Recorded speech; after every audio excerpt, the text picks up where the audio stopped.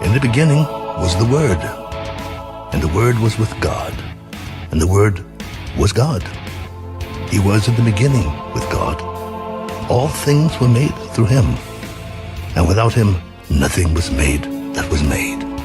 For God so loved the world that he gave his only begotten Son, that whoever believes in him should not perish, but have everlasting life. For God did not send his Son into the world to condemn the world, but that the world through him might be saved.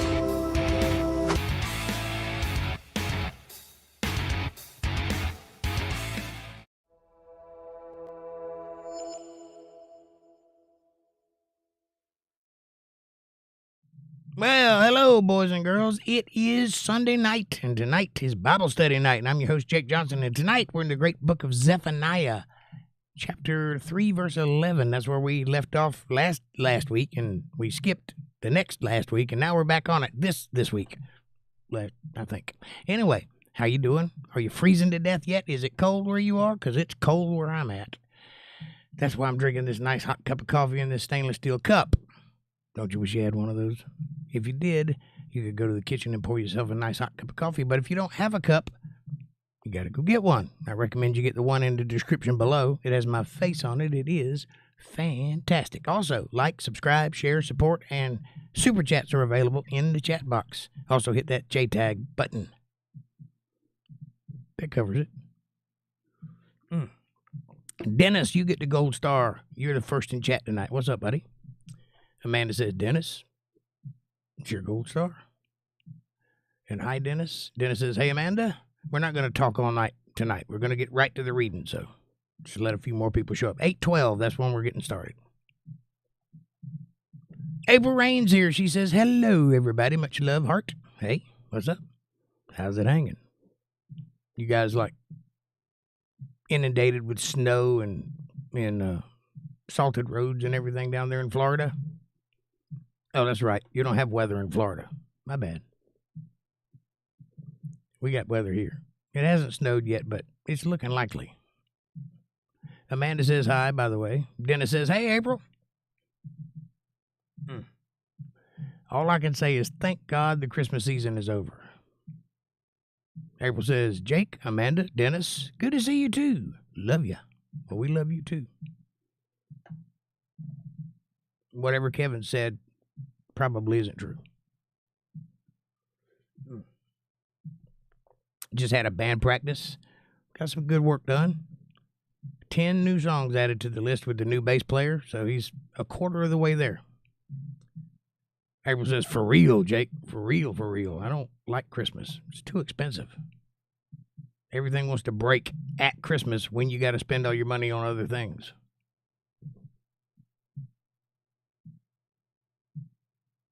April says, awesome. Awesome what? Oh, the band practice thing? Yeah. Yep. The new guy's working out pretty good. He's a very good bass player. I like him a lot. His name is JoJo, so if you see him, that's what you call him. Fact. Right on. My mustache is on point with this jean jacket I'm wearing. Looks good on me. Thank you. Who knew? I've never worn a jean jacket in my life. Who knew it would work? It does. I've actually avoided jean jackets because of the nomenclature behind them, but I kind of like this one. John H. says, hello, all you beautiful people. Well, thank you, John. I didn't get any beauty sleep, so I'm surprised if I'm passable, but I appreciate the confidence anyway. I missed an entire day somewhere between Friday and now. It just kind of poof, went away. When you get busy, that happens. Amanda says, yeah, because your girlfriend trimmed your mustache. Hey, don't. You helped. I directed it. Come on. Amanda says, hi, John. April says, that's cool. Congratulations to the new bass player. Yes, I hope he's going to work out well. I hope he'll stay with us a long time because he's got chops and he's got the look. He's older than me, but I don't care about that. So, we'll see. April says, hi, John. Good to see you, love. How's it going? How's it going down there in J-Town?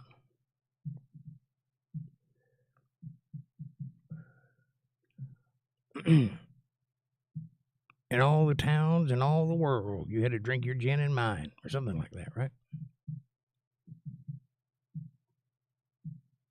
By the way, when you have a bass player suddenly die in a car crash, it's very difficult to just plug somebody in his place, because we spent a long time developing the sound that we have. It doesn't just happen, right? You have to know every little thing.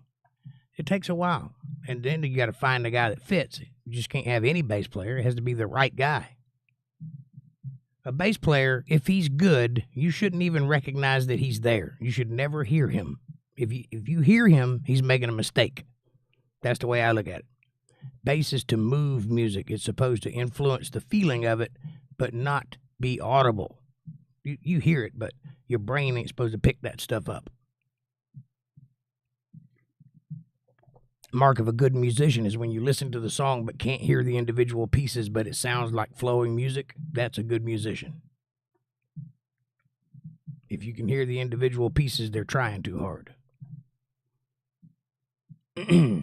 April says, "Hi, John. Good to see you, love. Heart, how's it going?" It's going well, April. Jeez. April says, "What did y'all do, Amanda? Get romantic? LOL. Whoop." I wouldn't call it that. I would call it a linebacker in a hurricane. That might be more apropos. Amanda says, "Well."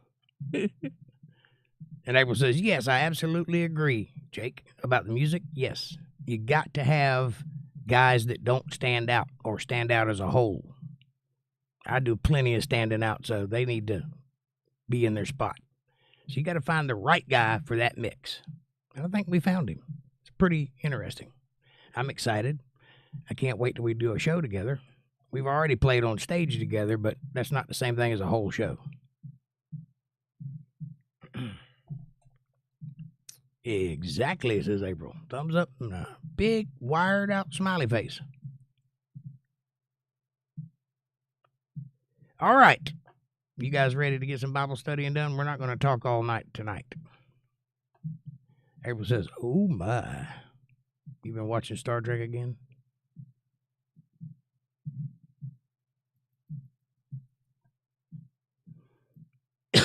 I'm still got the gunk in my throat, so I might be a little scratchy tonight. I apologize.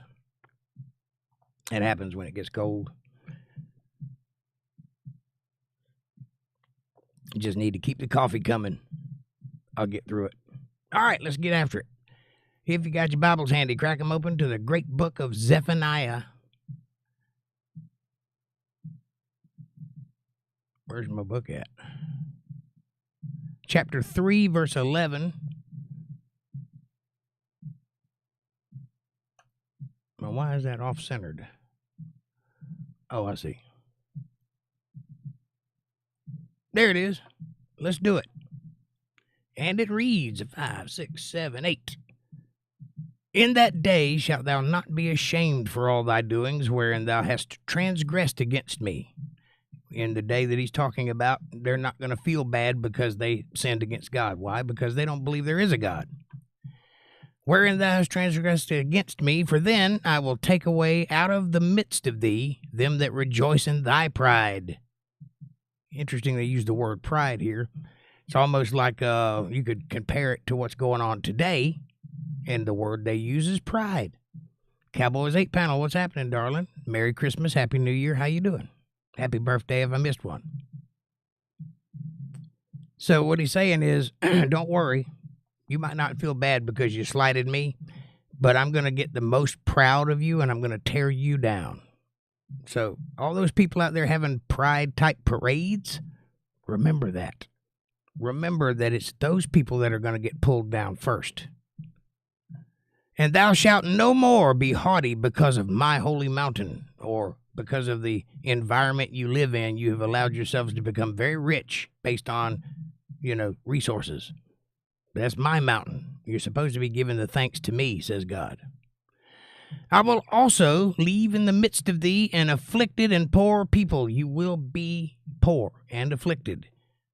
"And they shall trust in the name of the Lord." Well, that seems to be the way it is. If you go to prison, you find God. If you get broke, you find God. It seems to work that way, doesn't it? It's because when you're in need, you're reaching out for anybody that can help, and God happens to be there. Try reaching out for him when you don't need anything. See how much better that'll go for you. Just a thought. I will also leave in the midst of thee an afflicted and poor people, and they shall trust in the name of the Lord. A remnant of Israel shall do no iniquity. A very small group of Israelis will not be sinful. Very small. Nor speak lies, neither shall a deceitful tongue be found in their mouth. For they shall feed and lie down, and none shall make them afraid. But that's a good place to be, I guess, if you're not scared of anything. But why wouldn't they be scared? It's because they believe wholeheartedly in the faith that they have. They know God will take care of them. That's why they're not scared. You can do that too. Sing, O daughter of Zion, or Israel. Shout, O Israel. Be glad and rejoice with all the heart, O daughter of Jerusalem. I guess when things are bad or when they're good, your best foot forward would be to find a positive attitude and put your best foot forward regardless of what's happening.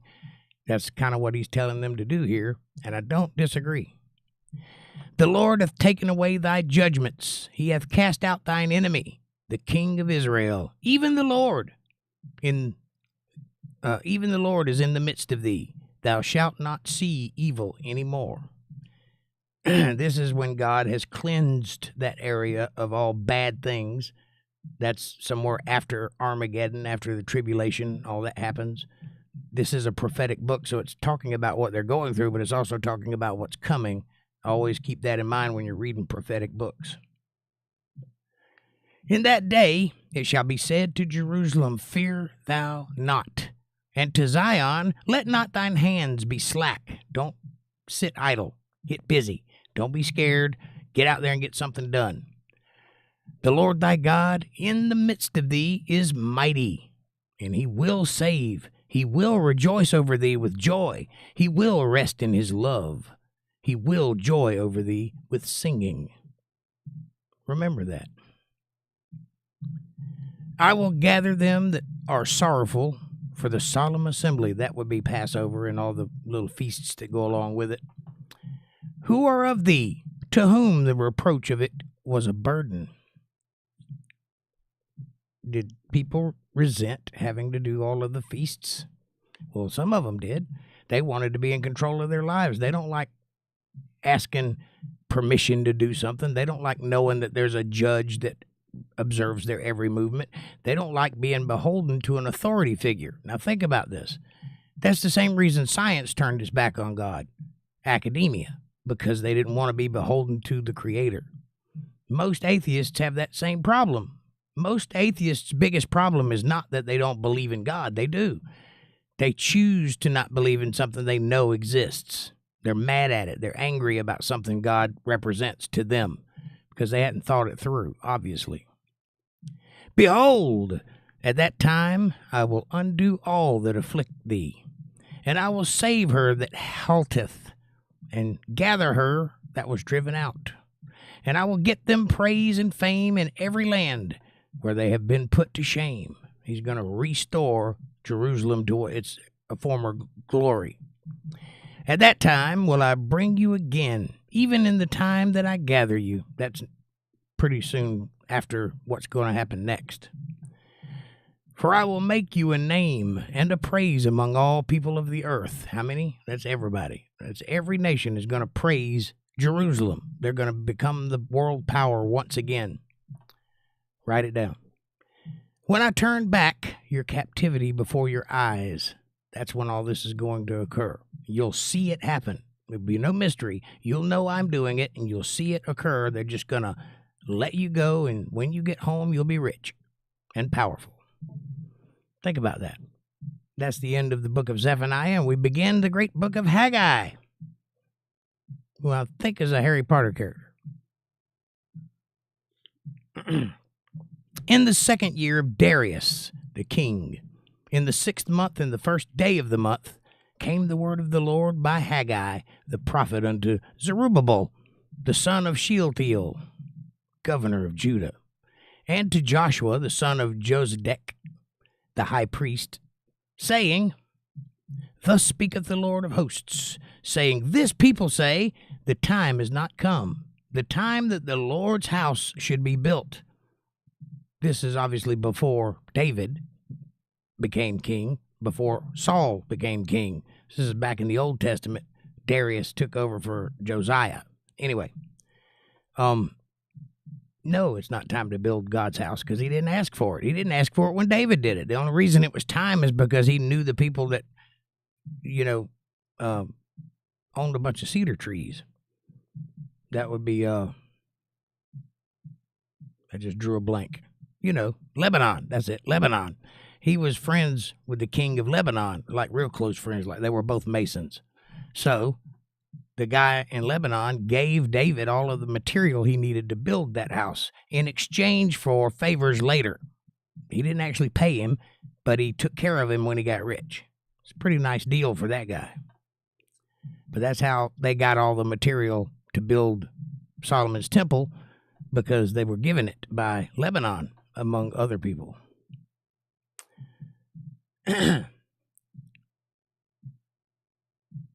Thus speaketh the Lord of hosts, saying, This people, this time is not come, or the time is not come, the time that the Lord's house should be built.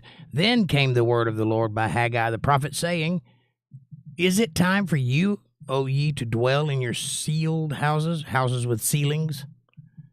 And this house, the house of Jerusalem, lie waste. You want to build a house for yourself, but you're not going to restore Jerusalem? Now, therefore, thus saith the Lord of hosts, consider your ways. I think you might be putting the cart before the horse. That's what he's asking them. Ye have sown much, and bring in little. Ye eat, but ye have not enough. Ye drink, but ye are not filled with drink. Ye clothe you, but there is none warm. And he that earneth wages to put it into a bag with holes in it. Well, that's what we do nowadays. It's called inflation. Get used to it. But in those days, they didn't have inflation. They didn't even have money. They worked for barley, so it's not like you couldn't afford anything. Thus saith the Lord of hosts, consider your ways. Second time for emphasis. Why is he drawing attention to their actions? Well, they want to build a temple to God, because he's the only God, apparently, that doesn't have one. All the other false gods have temples. So they, in their infinite wisdom, want to build him one. And he's like, I was happy in the tent. I don't know what you're talking about, but maybe some other king can do it later. Consider your ways. Go up to the mountain and bring wood and build the house, and I will make pleasure in it. And I will be glorified, saith the Lord. Ye looked for much, and lo, it came too little. And when ye brought it home, I did blow it upon it. Why? Saith the Lord of hosts. Because my house, that is waste. What's he talking about? He's talking about Jerusalem. They've just been put back in Jerusalem out of captivity. Now they've got a city that doesn't work anymore, because remember when they lost their freedom, they were being attacked by Babylon, and they didn't fare very well. A lot of them died, and the whole city was burnt to the ground. So they got to rebuild the place before they start thinking about building God a house. I think that makes sense. If you don't even have a place to live, why would you build God a house? That didn't make sense. But his house is laid to waste, and ye run every man unto his own house. You got a house, but the city is in embers. Therefore the heaven over you is stayed from dew, and the earth is stayed from her fruit. In other words, until you get busy and fix this mess, I'm not going to provide any rain or food. You don't eat. If you don't work, you don't eat. It's that simple. And I called for a drought upon the land, and upon the mountains, and upon the corn, and upon the new wine, and upon the oil, and upon that which the ground bringeth forth. That's everything. And upon men, and upon cattle, and upon all the labors of the hands. They don't even have water to wash their hands, right? He has put a stop to their thriving. Then Zerubbabel the son of Shealtiel, and Joshua the son of Josedek, the high priest, with all the remnant of the people, obeyed the voice of the Lord their God, and the words of Haggai the prophet, as the Lord their God had sent them, and the people did fear before the Lord. Now, do you think that's going to help? Yeah, that's what he wants. He wants obeisance from you. He wants you to love him willingly without him having to tell you how to do it, right? So if you do what he says do, and if you show respect to God and love him and fear him, he's more likely to do nice things for you because that's what he put you here to do. These other people, they could care less. They just want a big, opulent house that they could say, look, that's our God's temple. God doesn't care about that. He was happy in a tent. But then spake Haggai to the Lord's messenger in the Lord's message unto the people, saying, I am with you, saith the Lord. Now, who's the Lord's messenger? Does anybody know? That word means angel, by the way. We're talking about Gabriel, the archangel. How do I know that? Because several times in the Bible it says that he has the face of God. When God's talking, it's sound coming out of Gabriel's mouth. That's how you know. He was the burning bush, and every other time he was the angel that spoke to Mary and told her to name her son Emmanuel, which she didn't. And the Lord stirred up the spirit of Zerubbabel, the son of Shealtiel, governor of Judah, and the spirit of Joshua, the son of Josedek, the high priest, and the spirit of all the remnant of the people, and they came and did work in the house of the Lord of hosts, their God, in the 24th day of the 6th month in the 2nd year of Darius the king. There's the date. Go check it out. They spruced the place up a bit. In the 7th month, in the 21st day of the month, came the word of the Lord by the prophet Haggai, saying, Speak now to Zerubbabel, the son of Shealtiel, governor of Judah, and to Joshua, the son of Josedek, the high priest, and to the residue, or the few leftover people, saying, Who is left among you that saw this house in her first glory? Is anybody? Everybody see it when it was built? And how did you see it now? How do you see it now? Does it look like it did when it was first built? Or has it lost something? Well, it was attacked, burnt to the ground, so no, it's not as it used to be. Is it not in your eyes, in comparison of it, as nothing? Do you not see this heap of broken ruins of a building and see nothing? Well, that's your God's house. What are you going to do about it?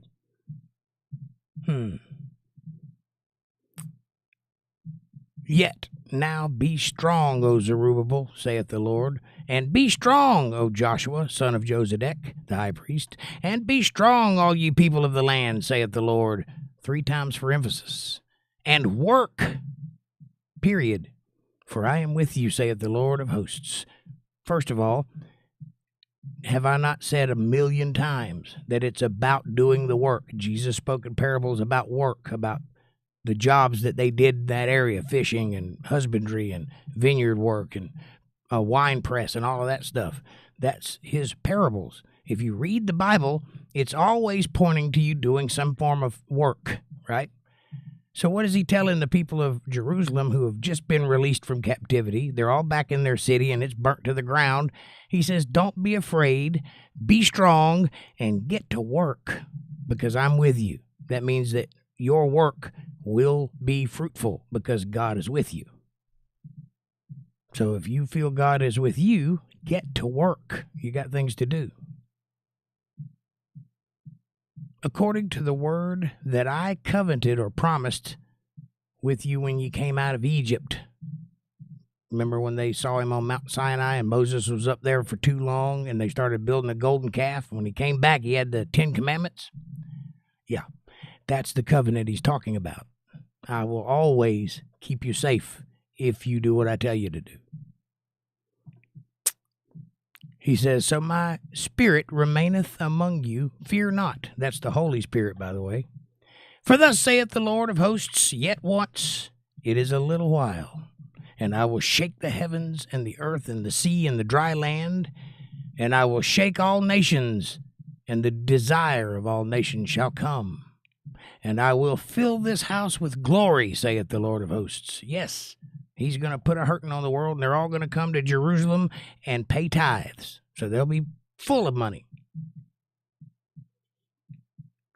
Why would they do that? Well, obviously, if they're scared that their country is going to fall, and they're going to the church to pay tithes, it's because they're hoping God will protect them. Well, that's how churches work. Anyway, they were doing it then. They're still doing it now. I don't know if the people ever get that money back. I don't think so. But the guy that runs the church sure does all right.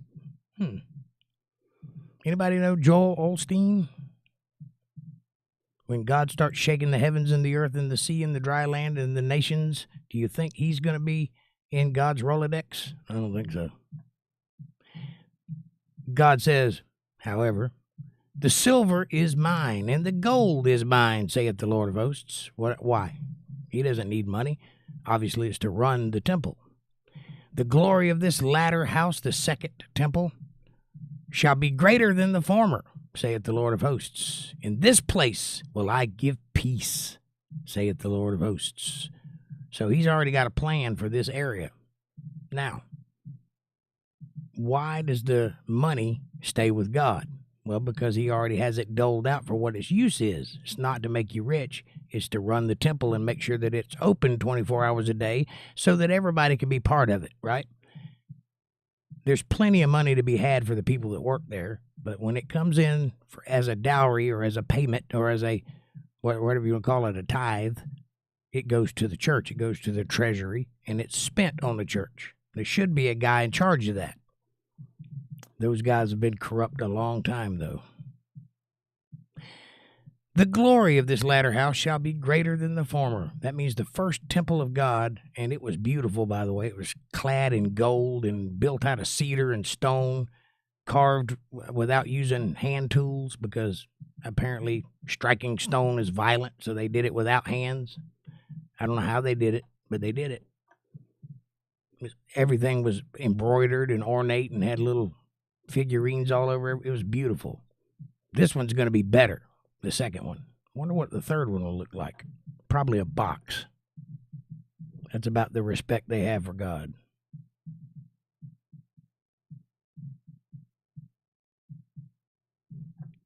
In the 24th day of the 9th month, in the 2nd year of Darius, came the word of the Lord by Haggai the prophet, saying, Thus saith the Lord of hosts, ask now the priests concerning the law, saying, If one bear holy flesh in the skirt of his garment, and his skirt do touch bread, and with it his skirt do touch bread, or pottage, or wine, or oil, or any meat, shall it be holy? And the priest answered and said, No. Well, that's obvious, right? If you got dead flesh in your skirt, you don't touch anything in the temple. You're supposed to be clean before you go in there. Read the first 5 books, and then pay attention to Leviticus. They lay all that out. Then said Haggai, If one that is unclean by a dead body touch any of these, shall it be unclean? And the priest answered and said, It shall be unclean. Yeah, what are you getting at, Haggai? You don't touch dead things, you know that. Then answered Haggai and said, So is this people, and so is this nation before me. If you touch anything dead, spiritually or otherwise, you can't come into the temple. This is a sick burn. It's just going to take a little while for it to come together. Saith the Lord, you can't touch dead things. And so is every work of their hands, and that which they offer here is unclean. Okay, that's the reason he said this to them, is because they're offering unclean things, ill-gotten gains, blood money, if you will. Things they were corrupted and did in corruption and then are now trying to give it to the Lord. Well, you can't do that. If your money is corrupt, you ought to know God doesn't want it because he already knows where it came from. He continues, And now I pray you consider from this day upwards, from before a stone was laid upon a stone in the temple of the Lord. Since those days were, when one came to an heap of 20 measures, there were but 10. When one came to the press fat for to draw out 50 vessels out of the press, there were but 20. So he's giving them an inventory. Remember back into the day, no matter where you go into the world, remember when you stood here and looked at the heap of burnt ashes that used to be the first temple. Remember what it took to get back to where we're going. I smote you with blasting and with mildew and with hail and all the labors of your hands, and yet you turned not unto me, saith the Lord. That's a pretty peculiar statement in the midst of what Haggai was saying. Why did he say that? It's obvious, isn't it? All he wants is for those people to turn to him. That's it. There's no strings attached. He doesn't require anything of you. You don't even have to sacrifice anymore. So all he wants is for you to give him attention and not some other god. And he's already given them blastings and mildew and hailstones and made their work hard and unbearable, bad backs and everything. They still won't turn to him. What does that tell you about these people? Consider now from this day and upwards, from the 24th day of the 9th month, even from the day that the foundation of the Lord's temple was laid. Consider what I'm telling you right now. This is an important detail of the people. God wants them to understand, yes, I'm giving you your power back, and yes, I'm building you a new temple or making it possible for you to do so. But I want you to consider why you lost the first one. It's important. Because if you can't see it, you can't fix it. Think about it. Is the seed yet in the barn? Yea. As yet the vine and the fig tree and the pomegranate and the olive tree hath not brought forth. From this day will I bless you, says God. Doesn't matter how much seed you have. If you can't make it grow, or if the earth won't allow it to grow, you're not going to be successful. And God is telling them, go plant your seeds. I will make sure that you are successful. I'll bless you. That's a pretty nice promise from God. And again the word of the Lord came unto Haggai in the 24th day of the month, saying, Speak to Zerubbabel again, governor of Judah, saying, I will shake the heavens and the earth. You already told him that. Tell him again. I mean it. And I will overthrow the throne of kingdoms. That's the biggest kings in the world. All of them will be overthrown. I will destroy the strength of the kingdoms of the heathens, and I will overthrow the chariots and those that ride in them, and the horses and their riders shall come down, every one by the sword of his brother. Every one of them are going to get killed. That's what I'm going to do. Make sure Zerubbabel, the governor, understands what's coming.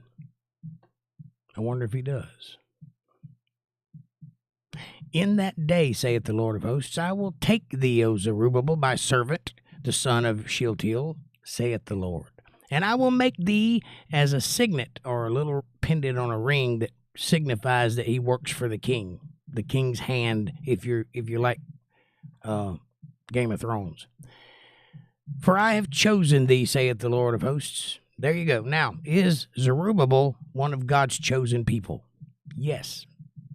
So when he tells him this, it's not a mystery. He knows that. All of the 12 tribes of Jacob are God's chosen people.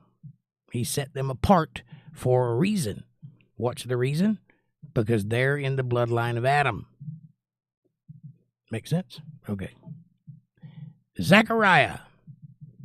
In the 8th month, in the 2nd year of Darius, came the word of the Lord unto Zechariah, the son of Berechiah, the son of Iddo the prophet, saying, The Lord hath been sore displeased with your fathers, your ancestors. He doesn't like them very much.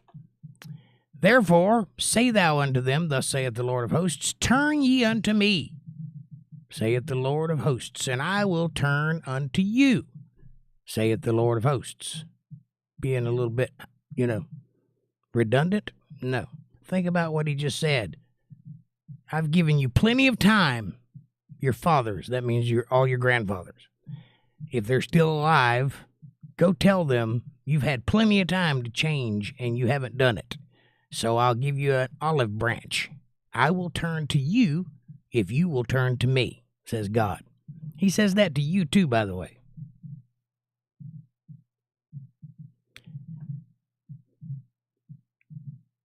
Be ye not as your fathers.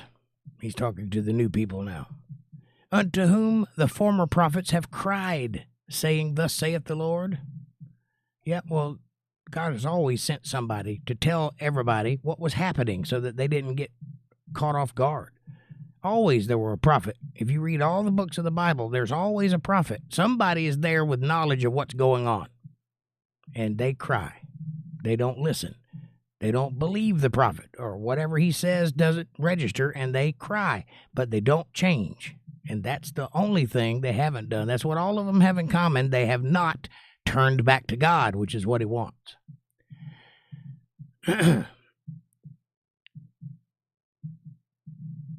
Be ye not as your fathers, unto whom the former prophets have cried, saying, Thus saith the Lord of hosts, Turn ye now from your evil ways and from your evil doings.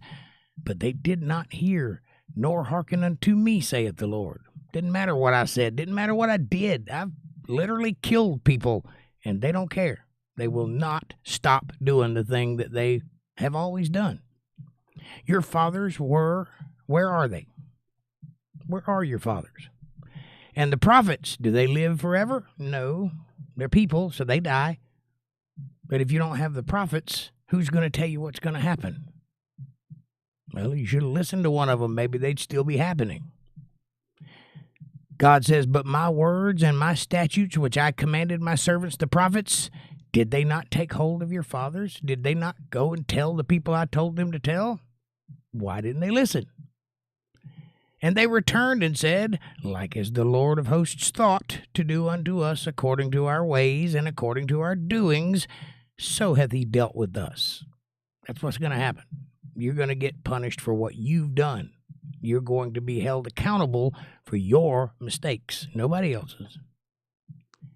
This was evident even back in the Old Testament.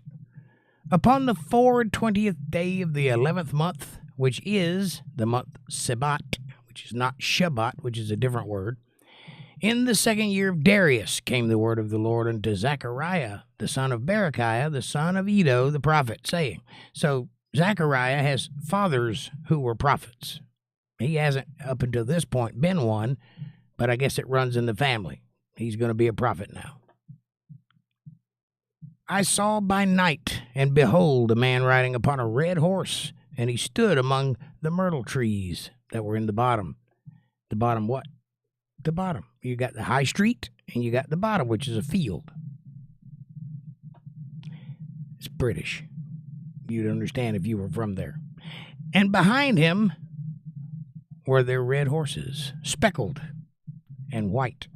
Red, white, and speckled. They're not quite patriotic horses, but they're working on it. Then said I, O my Lord, what are these? And the angel that talked with me said unto me, notice he spoke to the Lord, but an angel talked back to him. That would be Gabriel. The angel said, I will show thee what these be. So basically he's seeing a vision of these horses, red, white, and speckled. Red and white speckled. But he doesn't understand the meaning of it. He sees them, but what does it mean? And so the angel tells him, I'll let you know what it means. Just watch the movie. We're getting there.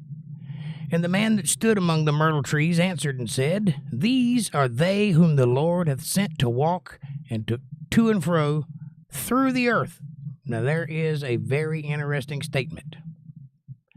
To and fro through the earth. Where else have you heard that phrase in that way? We talk about Hebrewisms a lot.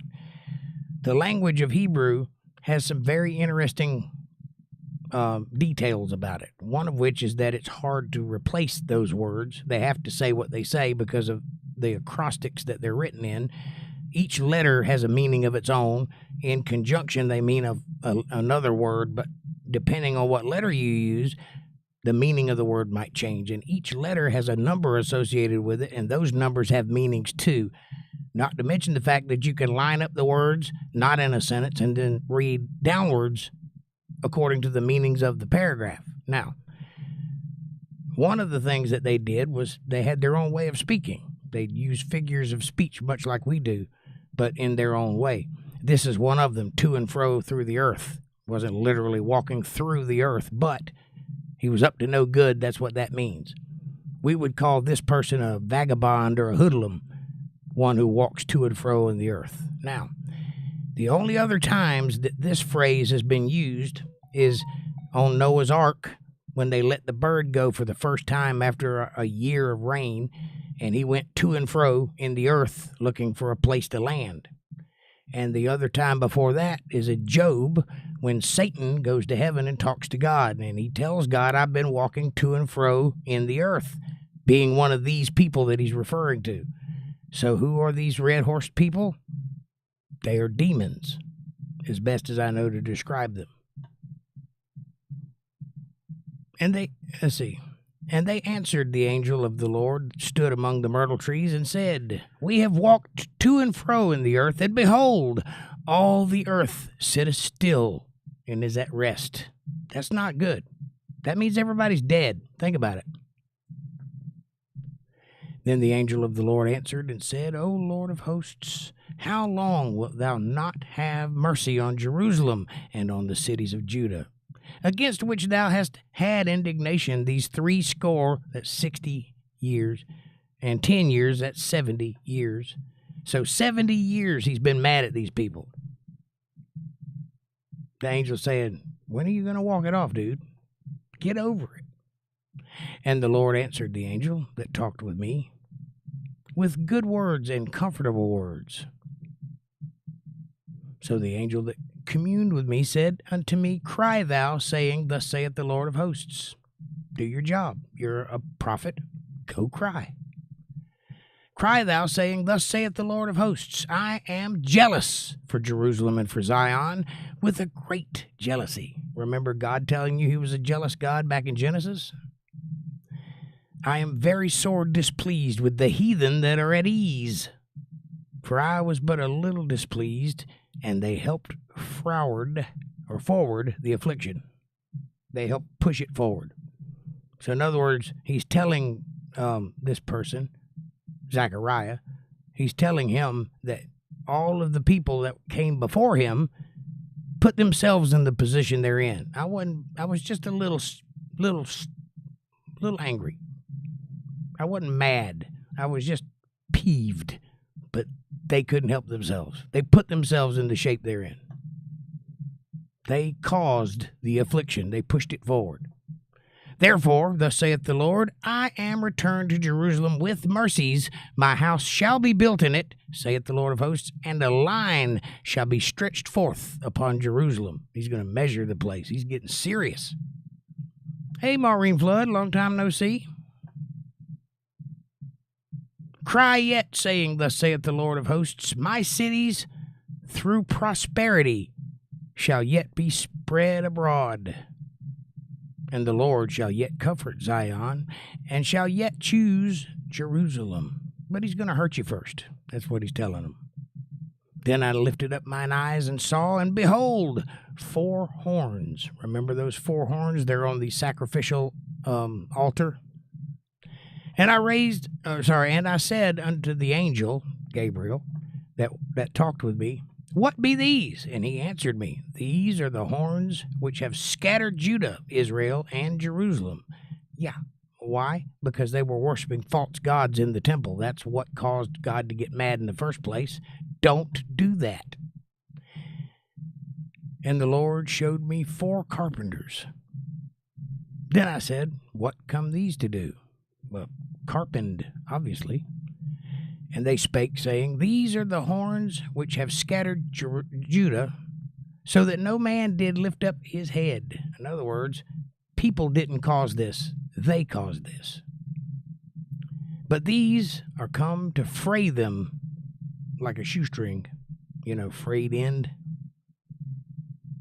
to cast out the horns of the Gentiles, or the power of the Gentiles, which lifted up their horn over the land of Judah to scatter it. That was their intention. They came here to conquer Jerusalem because they saw it was weak and they found it to be an opportunity. So now I'm going to do the same thing to them, because you don't attack Jerusalem and get away with it. They are my chosen people.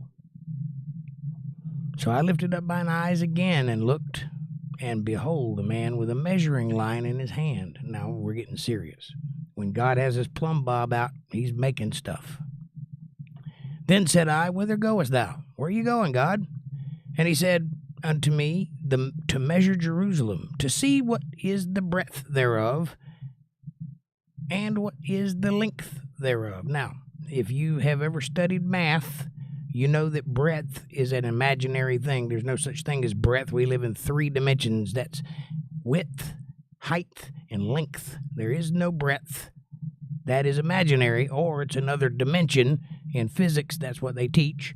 So God is saying, I've come here to see what's wrong with Jerusalem, and I'm going to be operating in another dimension. You won't see me, but I will see you. That's what that means. And behold, the angel that talked with me went forth, and another angel went out to meet him. So they're having a powwow now. And said unto him, Run, speak to this young man, saying, Jerusalem shall be inhabited as towns without walls for a multitude of men and cattle therein. For I, saith the Lord, will be unto her a wall of fire round about, and I will be the glory in the midst of her. Ho, ho, come forth and flee from the land of the north, said the Lord. For I have spread you abroad as the 4 winds of heaven, saith the Lord. In other words, he's telling them up front, get back to Jerusalem. You've been scattered all over the world. It's time to come home. I'm going to stir some stuff up, shake some countries. It's time for you to get out of there. Deliver thyself, O Zion, that dwellest in the daughter of Babylon. You got yourself into this mess? You can take yourself out of it. I'm not going to do it. For thus saith the Lord of hosts, after the glory hath he sent me unto the nations which spoiled you. For he that toucheth you toucheth the apple of his eye. Remember Jesus saying it would be better for a person to tie a millstone around their neck and cast themselves into the ocean than to hurt one of his children? Well, that's how God feels about Jerusalem. That is the apple of his eye. That is the thing he created all this for. So, if you hurt one of them, he's going to take it personally. And that's what this angel is telling him. God's kind of upset with these heathens. He's going to hurt them. For behold, I will shake mine hand upon them, and they shall be a spoil to their servants. God has a way of doing that. And ye shall know that the Lord of hosts hath sent me. Sing and rejoice, O daughter of Zion, for lo, I come, and I will dwell in the midst of thee, saith the Lord. They get to have him there present in person. Many nations shall be joined to the Lord in that day. Wouldn't that be nice if we could all just become Christians all over the world? Well, it's going to happen, but he's going to appear before it does. And shall be my people. There's that phrase, Miami. In Greek, it means the people. I always repeat something God said, Lo-ami, Miami. I will be your God, and you will be my people. That's why he offers Shabbat, or the resting place, the protection, the refuge of his Holy Spirit, is so you will willingly love him. That's what he wants. That's the reason you're here. That is literally the answer to the universe and all questions that have been asked since the beginning of time. Why are we here? Because God wants you to love him. The sooner you figure that out, the better off all of us will be. And he says so here. Many nations shall be joined to the Lord in that day, the day that he shakes the world up, and shall be my people, and I will dwell in the midst of thee. Hold on. I think I just screwed up.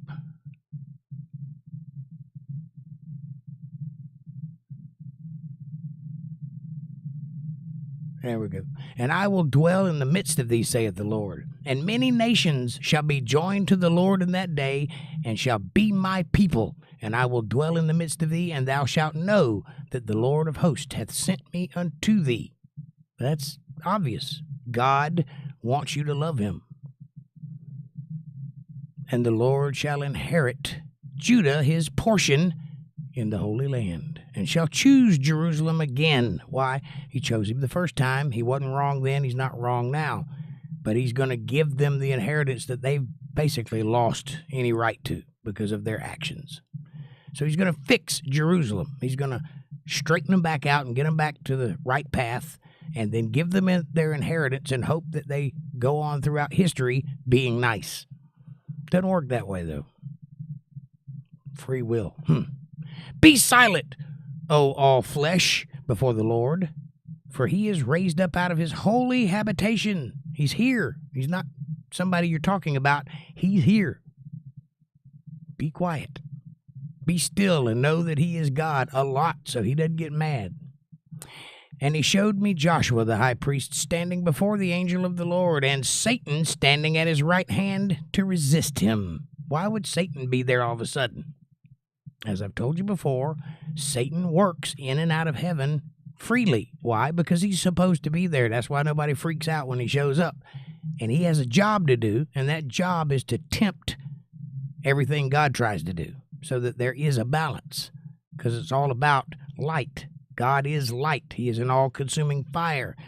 Well, light has no meaning in the absence of darkness. If you don't have darkness, light doesn't mean anything.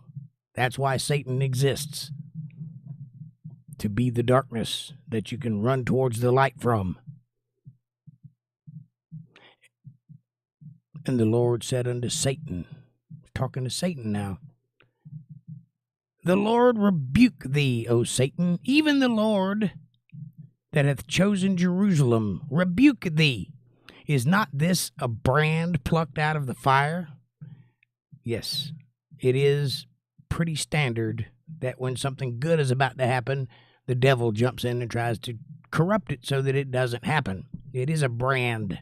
It's his brand. His brand is hatred, all right? That's what he means by that. And notice that God rebuked him. He told him, get away from here. We don't want your kind here. And he has to go. Why? Because that's the rules. He can do anything he wants to if you allow it to happen. But if you tell him to leave, he has to, because you have that power. Now, Joshua was clothed with filthy garments and stood before the angel. Not appropriate attire, buddy. And he answered and spake unto those that stood before him, saying, take away the filthy garments from him. And unto him he said, behold, I have caused thine iniquity to pass from thee. I've healed you of your sins. And I will clothe thee with change of raiment. I will give you something appropriate to wear. And I said, let them set a fair mitre upon his head. A mitre is the pointy little hat like the Pope wears. That's what a mitre is. So they set a fair mitre upon his head and clothed him with garments. And the angel of the Lord stood by. That's Gabriel. And the angel of the Lord protested unto Joshua, saying, thus saith the Lord of hosts, if thou wilt walk in my ways, and if thou wilt keep my charge, statutes is the word he used, then thou shalt also judge my house. That is not what he said. And thou shalt also keep my courts. Also not what he said. And I will give thee places to walk among these that stand by. Somebody didn't read the first part of the Bible. This angel didn't, because God didn't say that.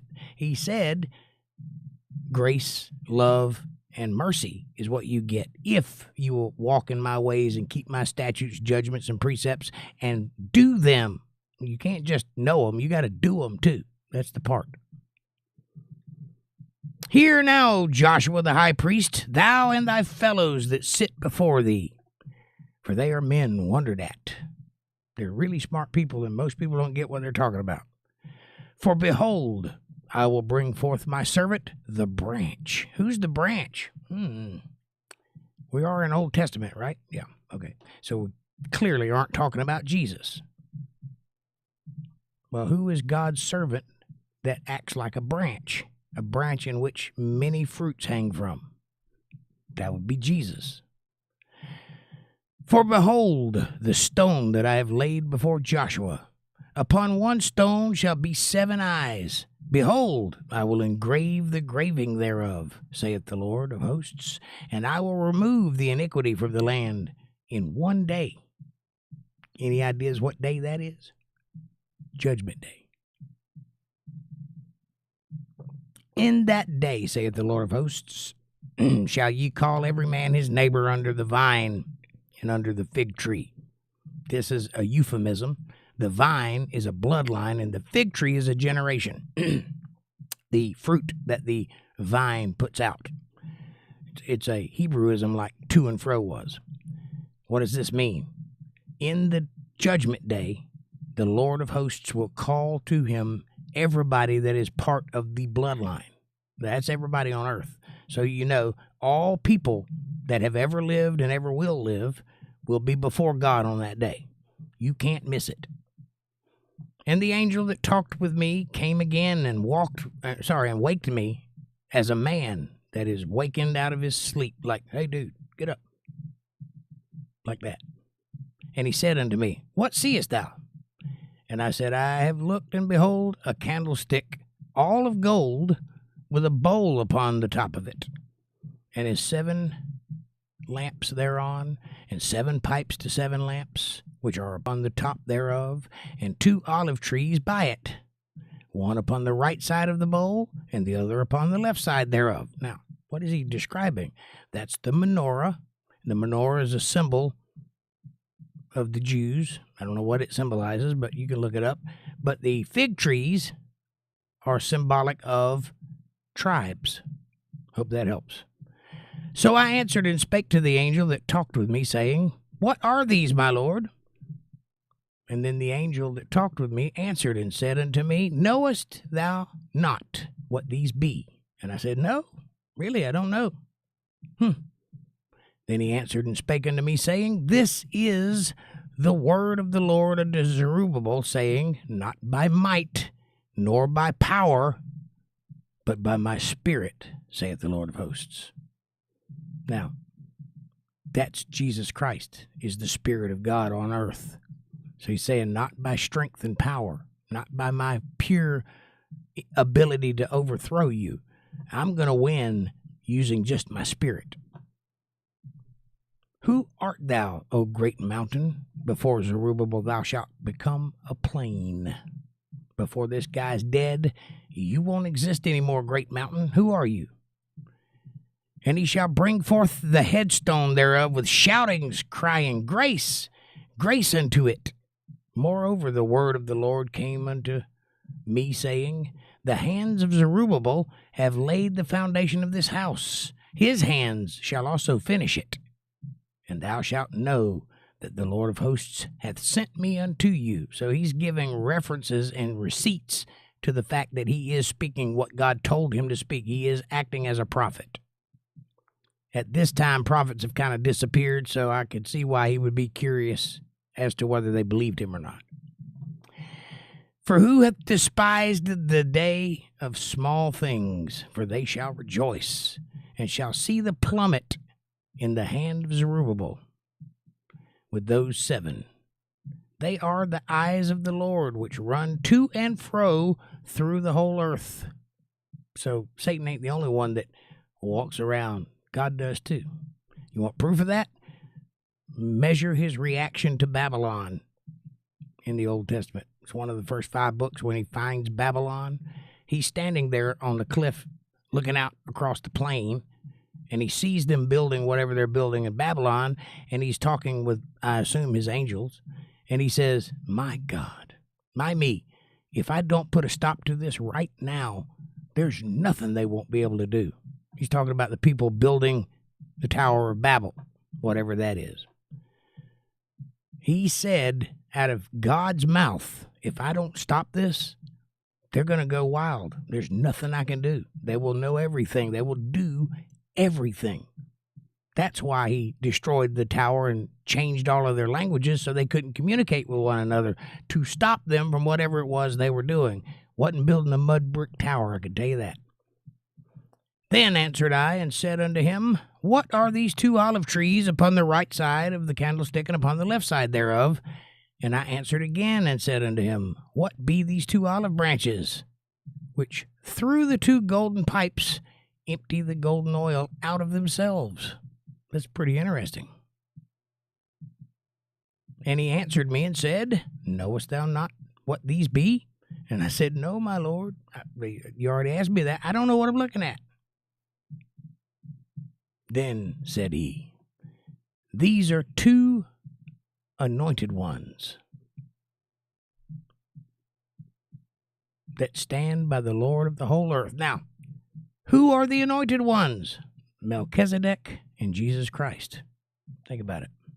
Melchizedek has a name that, if you break it into its baser parts, means peace and love, or peace and God's strength, or whatever. It has to do with heaven. Mecca is heaven. Zadok is peace. Now, who has that description? King of kings, Lord of lords, Savior of all people? That would be Jesus. Now, he just called him by his name, Christ, Christos, the anointed one, except there's two of them. So it'd have to be Melchizedek. It's the only one I can think of, unless you know one I don't know about. Who stands by God no matter what? That would be his son Jesus, right? In the Old Testament. In Zechariah. But then I turned and lifted up my eyes and looked, and behold, a flying roll. Whoa. Did he give you acid? What's going on here? A flying roll. That's a scroll of paper flying through the air. And he said unto me, What seest thou? And I said, I see a flying roll. The length thereof is 20 cubits, and the breadth thereof is 10. It's a big roll. Then said he unto me, This is the curse that go forth out of the face of the whole earth. For everyone that stealeth shall be cut off, as on this side according to it. In other words, if you're a thief, you're not going to be part of what's going to happen next. And everyone that sweareth shall be cut off, as on that side according to it. I will bring it forth, saith the Lord of hosts, and it shall enter into the house of the thief, and into the house of him that sweareth falsely by my name. I swear to God. I don't like that. And it shall remain in the midst of his house, and shall consume it with the timber thereof, and the stones thereof. Then the angel that talked with me went forth. Why would he have that? Well, it's a metaphor, obviously. It's not really there. But what he's doing is showing him how God does business. And God doesn't like the people that don't follow the Ten Commandments. He doesn't like it. He loves you, but he doesn't like you. So be prepared to be destroyed is all I'm saying.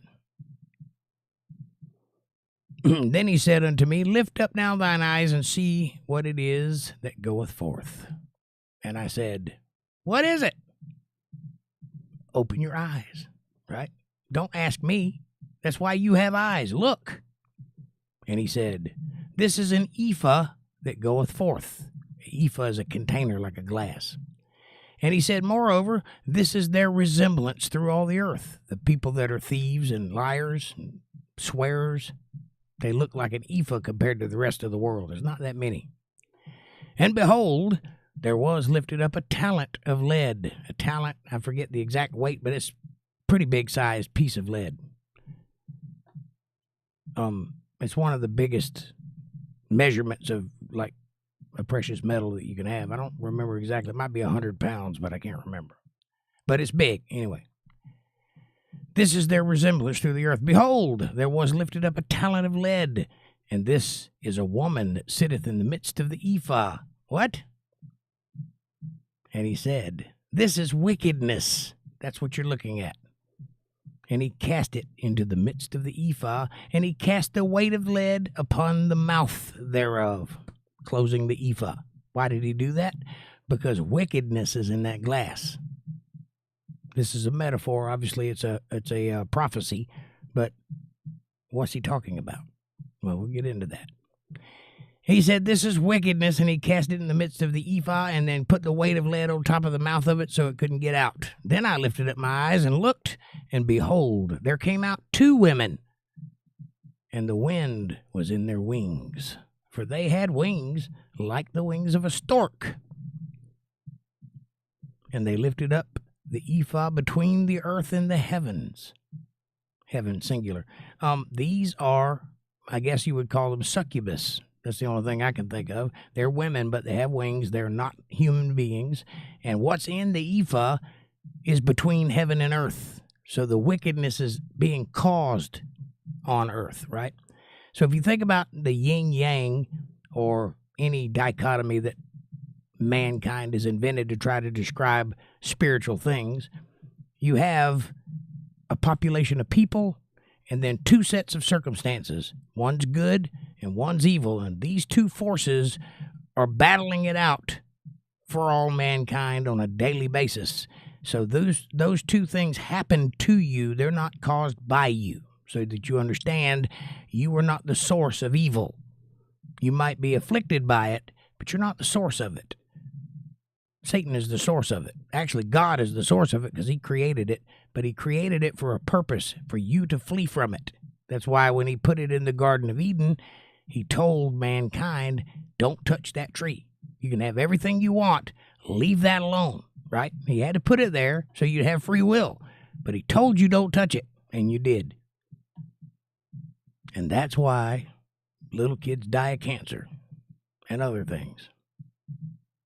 Then said I to the angel that talked with me, whither do these bear the ephah? Which one of these is holding the ephah up? And he said, unto me, to build it an house in the land of Shinar, and it shall be established and set there upon her own base.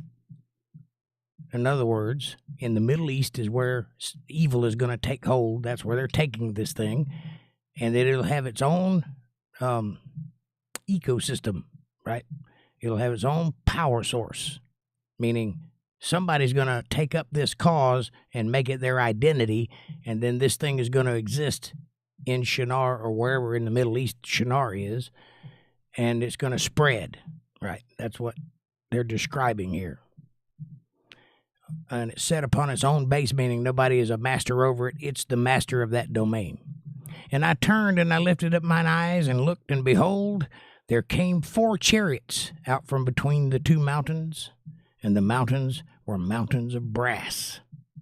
Now this puts me into mind of Daniel when we read about the description of that country that he lived in.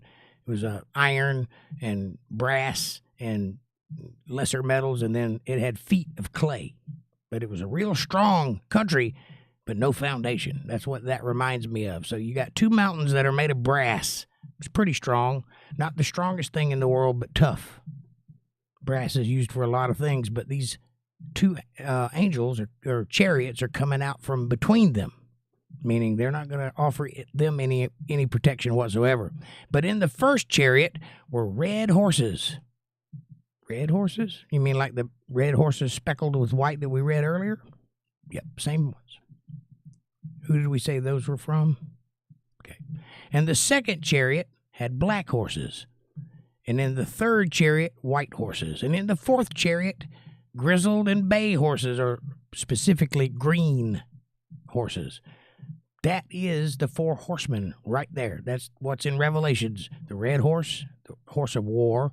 The green horse, the horse of pestilence and disease. The black horse, the horse of death. And the red horse. I said the red horse already.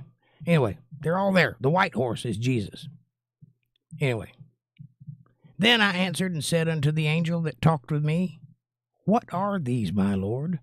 And the angel answered and said unto me, these are the 4 spirits of the heavens. That's plural, not singular. Which go forth from standing before the Lord of all the earth. In other words, they are in the employ of God. They come from heaven. But when they get here, their job is to wreak havoc. If you've ever read Revelations, you know what I'm talking about. That's these horses. So we're talking about the end times in this prophetic book. The black horses, which are therein, go forth into the north country, and the white horse go forth after them, and the grizzled horse goes forth towards the south country. So you know where the sickness is going to be. If you look at Jerusalem, just look south. All that's going to be illness. All that up there is going to be death. It's not going to be pretty. And the bay went forth and sought to go that they might walk in to and fro throughout the earth, like the devil. And he said, get you hence, walk to and fro through the earth. So they walked to and fro through the earth. Well, if you're told to do something, you should do it, right? Then cried he upon me and spake unto me, saying, behold, these are that go towards the north country, have quieted my spirit in the north country. Meaning I'm worried about these. I don't want to see these attack the north country. This is an angel giving that warning, by the way. He knows stuff. And the word of the Lord came unto me, saying, take of them of the captivity, even of Heldai and Tobijah, and of Jediah,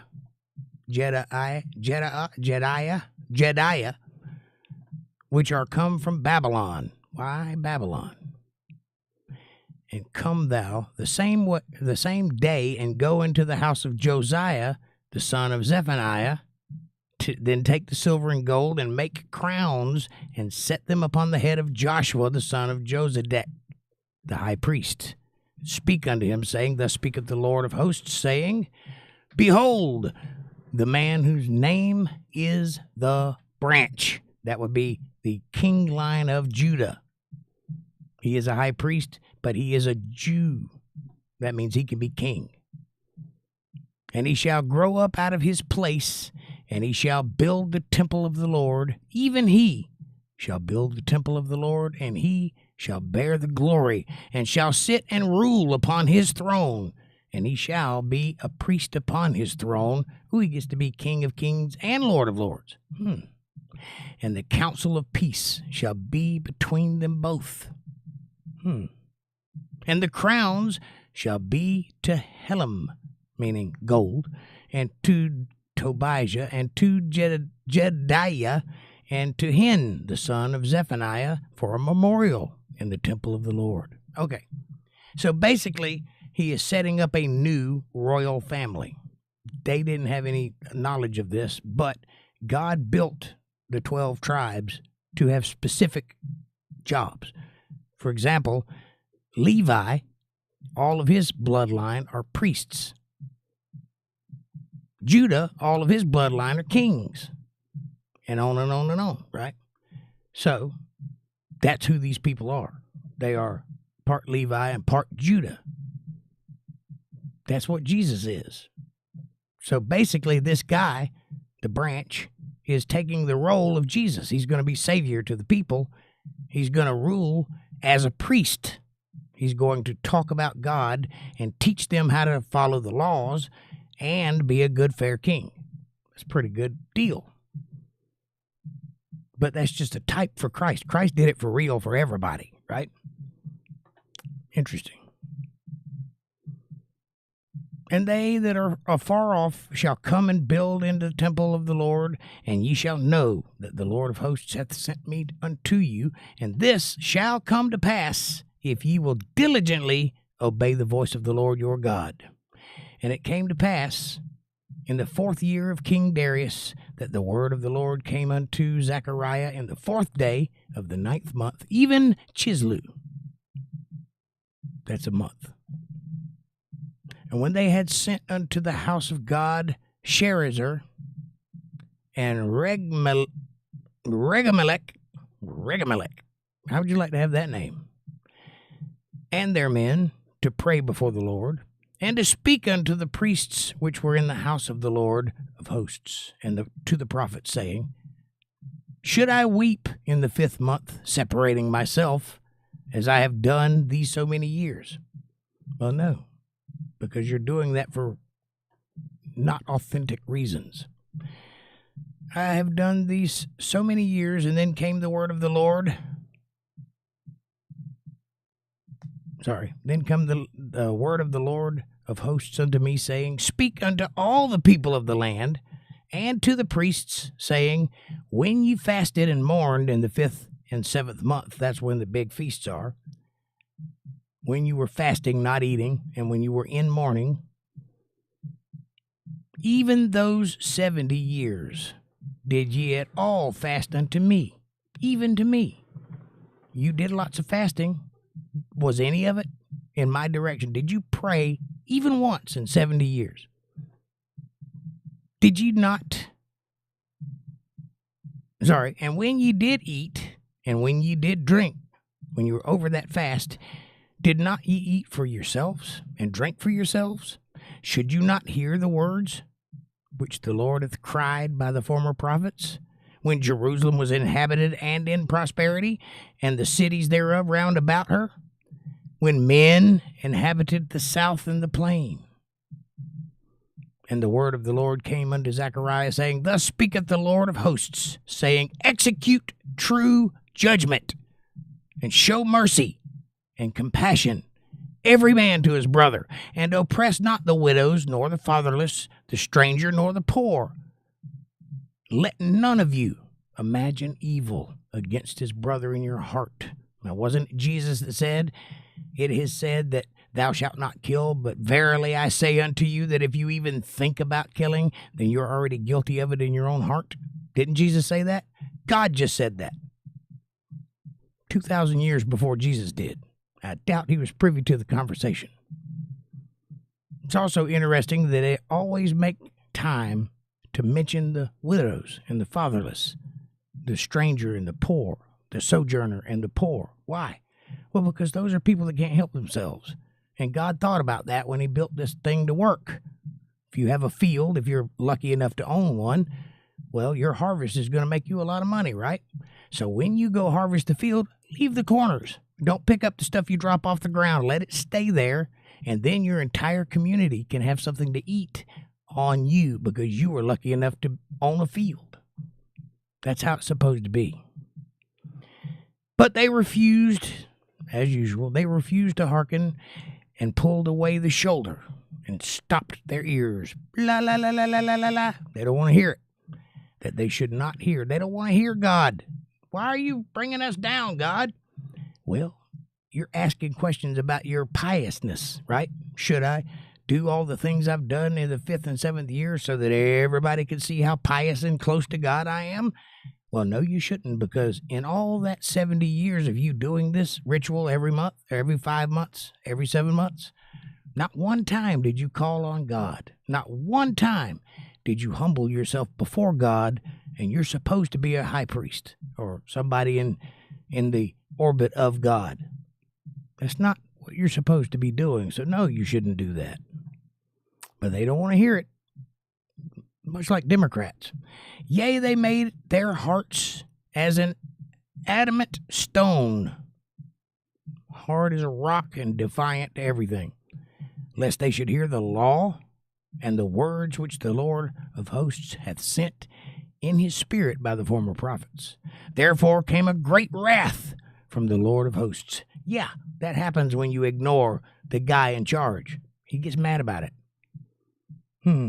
They would rather die than go listen to the law and understand how to follow it. Hopefully you're not in that situation. Hopefully when you pray, it's to God. Therefore, it is come to pass that as he cried, the former prophet, and they would not hear, so they cried, and I would not hear. See how that works? If I tell you something and you won't listen, why should I listen when you tell me something? Right? Saith the Lord of hosts. But, the but, I scattered them with a whirlwind among all the nations whom they knew not. Thus the land was desolate after them, that no man passed through nor returned.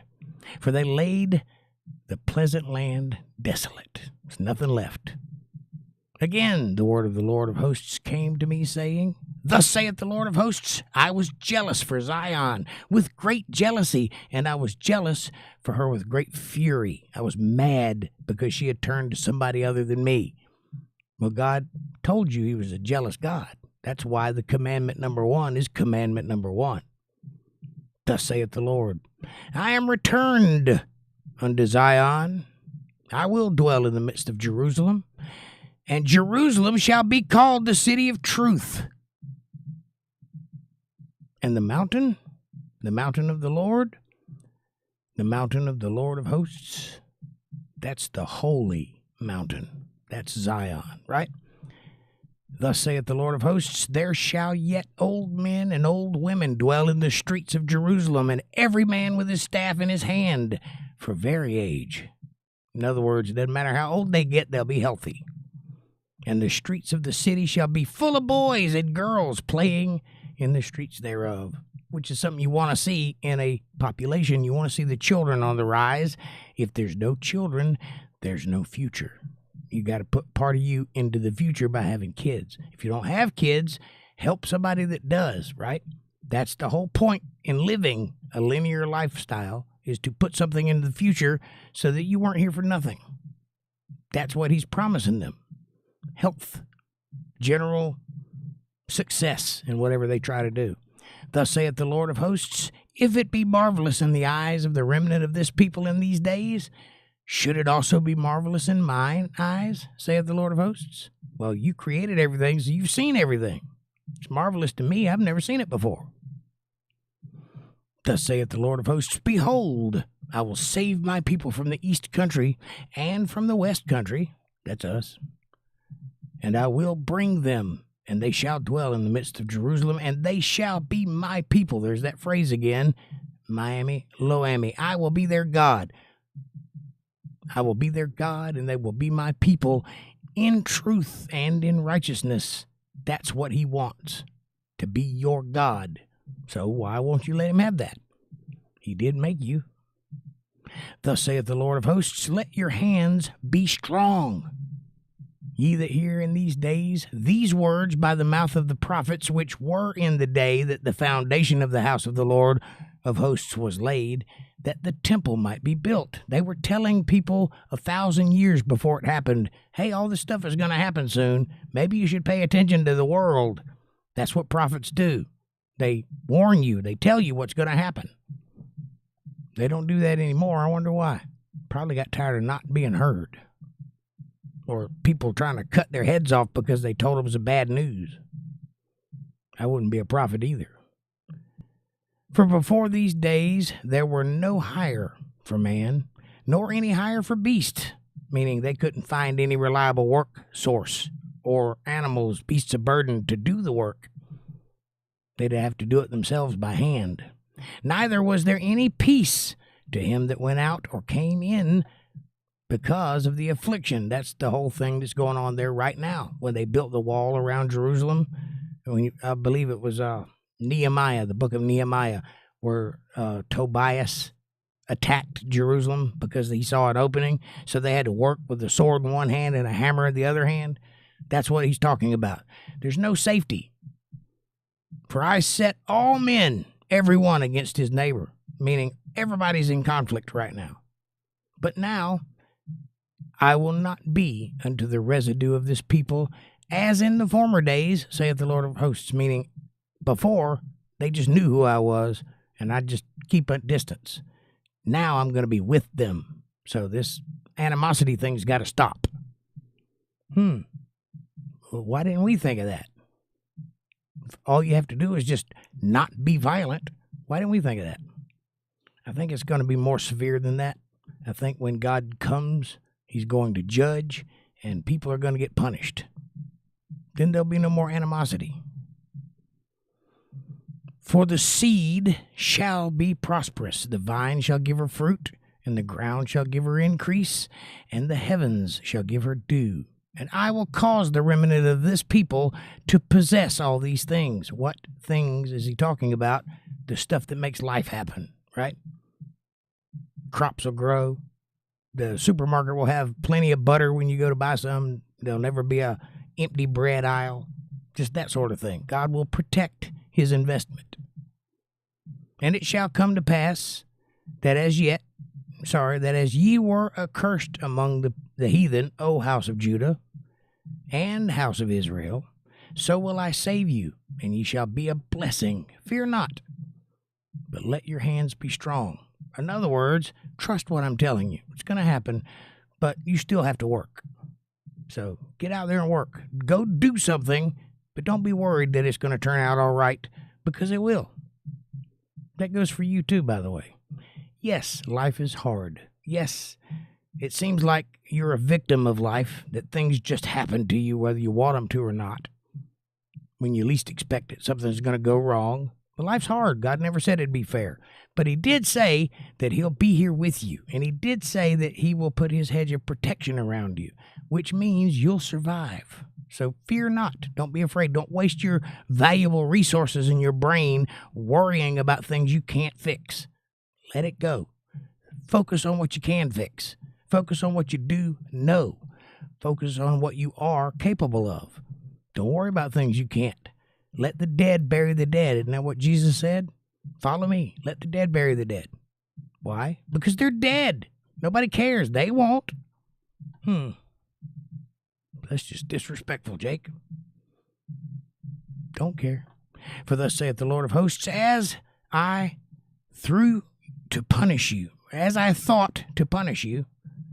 when your fathers provoked me to wrath, said the Lord of hosts, and I repented not. I wasn't so quick to pull my reins that time.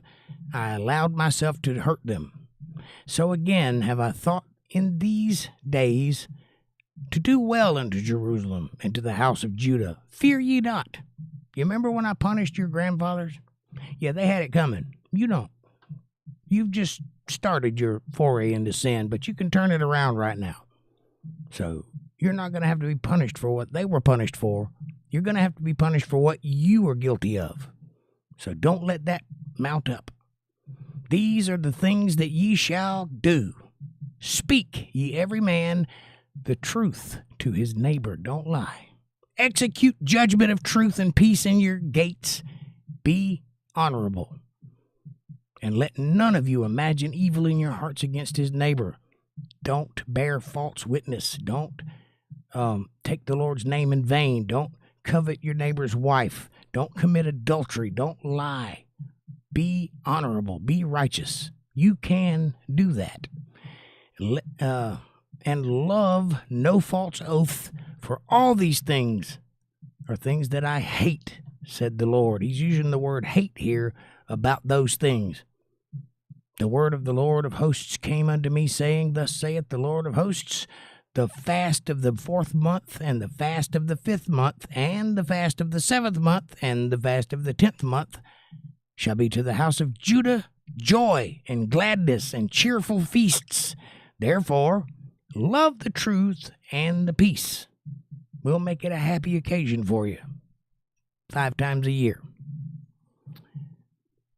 Why did he have the need to tell them that? Well, because they call it a solemn feast. Nobody likes doing it, right? He's telling them there's a reason for you to like it. There's a reason for you to get involved, because it involves you. And if you're being truthful and peaceful, the rewards are coming your way. Thus saith the Lord of hosts, it shall yet come to pass that there shall come people and the inhabitants of many cities, and the inhabitants of one city shall go to another, saying, let us go speedily to pray before the Lord, and to seek the Lord of hosts. I will go also. All right, what is he saying here? There's going to come a time when whole cities are going to go after God. They're going to go looking for him. And they'll say, hey, let's go together, right? It'll be a communal thing, kind of like what we're doing here. What happens when you get a community together? Immediately you become stronger. Why? Because you have resources to draw on. You have friends that care about your well-being. That's what a community is. That's why fellowship is important. Church is not in the Bible. It's mentioned, but that ain't what they were doing. So why do we consider that an important investment? Well, because you have a fellowship there. You have a family, an extended family that'll be there for you when you need them to be. So God is saying here in this verse, get a group. Go belong to something. Go be part of something. Because there's going to come a time in the near future where people are just doing this all over the place. Going looking for God. Maybe you should too. And then he says, I'll go also, because everybody else is going. What did Christ say? Wherever 2 or more are gathered in my name, there so I shall also be. That's what God just said. Yea, many people and strong nations shall come to seek the Lord of hosts in Jerusalem and to pray before the Lord. Yeah, Jerusalem's going to become a hot spot because that's where Zion is. Thus saith the Lord of hosts. In those days, that's now, or in the near future, it shall come to pass that 10 men shall take hold out of all languages of the nations, even shall take hold of the skirt of him that is a Jew of the tribe of Judah, saying, we will go with you, for we have heard that God is with you. Well, yeah. If you find yourself a Jew, it's like finding a leprechaun, right? Just grab him by his skirt and he'll take you straight to God. I don't think that's how that works. They're much taller than leprechauns. Anyway, the burden of the word of the Lord is in the land of Hadrach and Damascus. Interestingly, that's also where they make steel so they can protect it. Damascus shall be the rest thereof. The rest of what?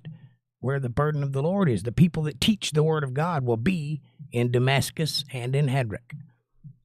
When the eyes of man, as of all tribes of Israel, shall be towards the Lord, all 12 tribes will be in sync and following after God.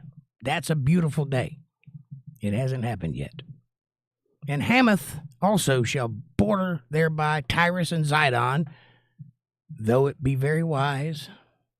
And Tyrus did build herself a stronghold, and heaped up silver as the dust, and fine gold as the mire of the streets. Behold, the Lord will cast her out.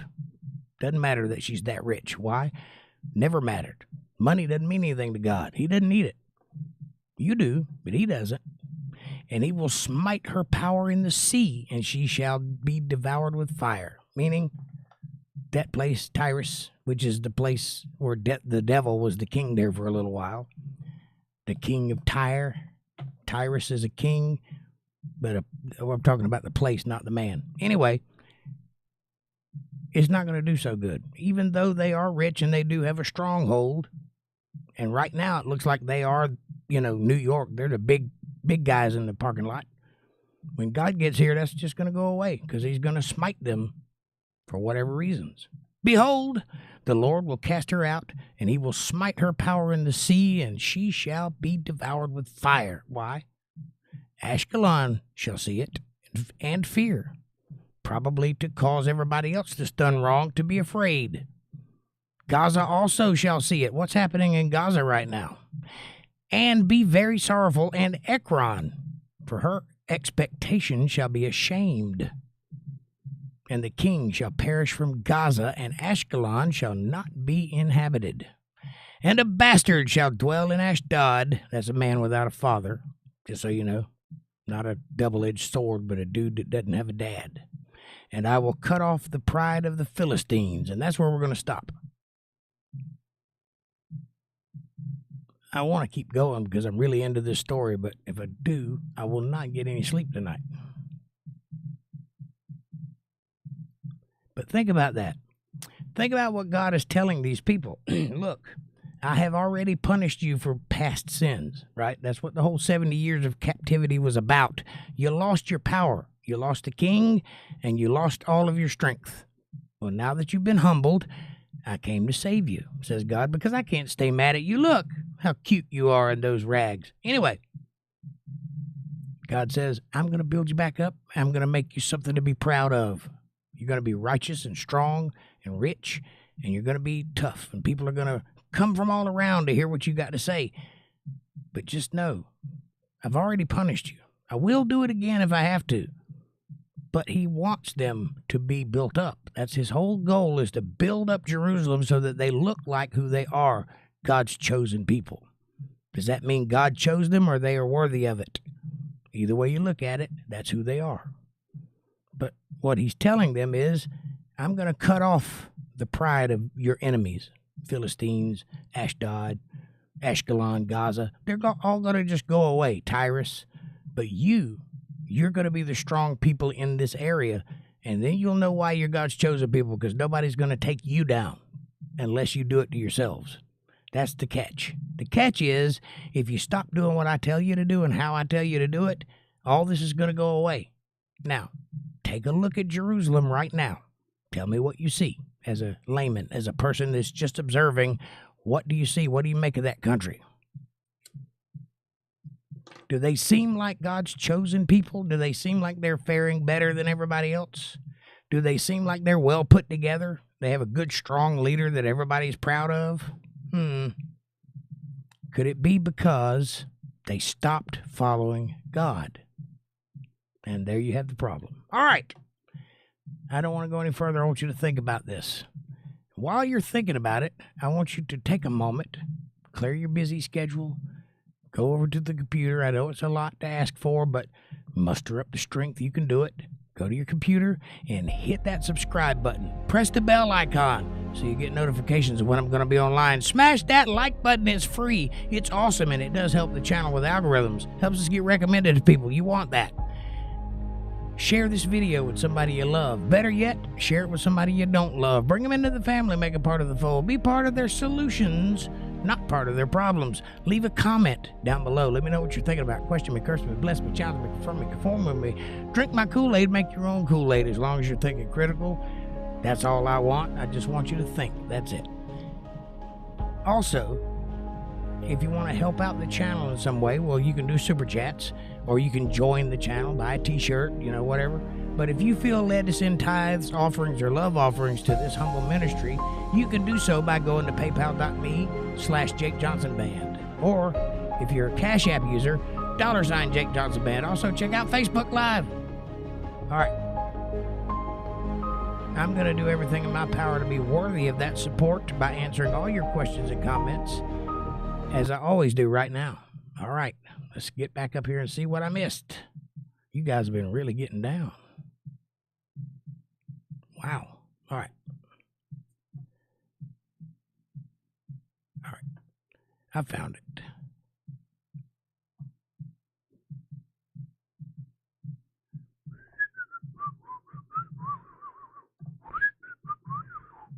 Okay. April says, "Oh yeah, Bible study time." No, I don't watch that. I'm finishing up the last season of the Outlander. That's not Bible time. That's Outlander time. You got your times mixed up. Watch Outlander and then watch Bible study. It's that easy.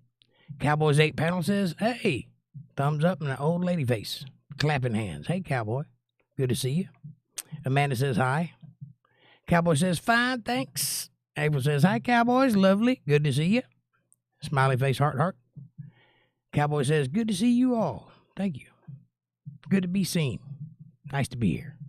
Amanda says, "Good to see you too. We missed you." April says, "Yes, we've missed you, Cowboys." And April says, "Dennis, are you still here?" By the way, everybody, hit that like button, subscribe, share, support, join. Much love. Heart, heart. Join that J tag, not the K tag. That's the wrong one. Thumbs up, smiley face, and prayers. Amanda says, "Welcome to the Book of Haggai." We've been covering some books. These are either really short or we're just making good time. Either way, we've been through a bunch of them. April says, "Prayers and smiley faces, just like L.A. now." Golly, yes. L.A. is going through a very similar thing to what they went through in that period of time.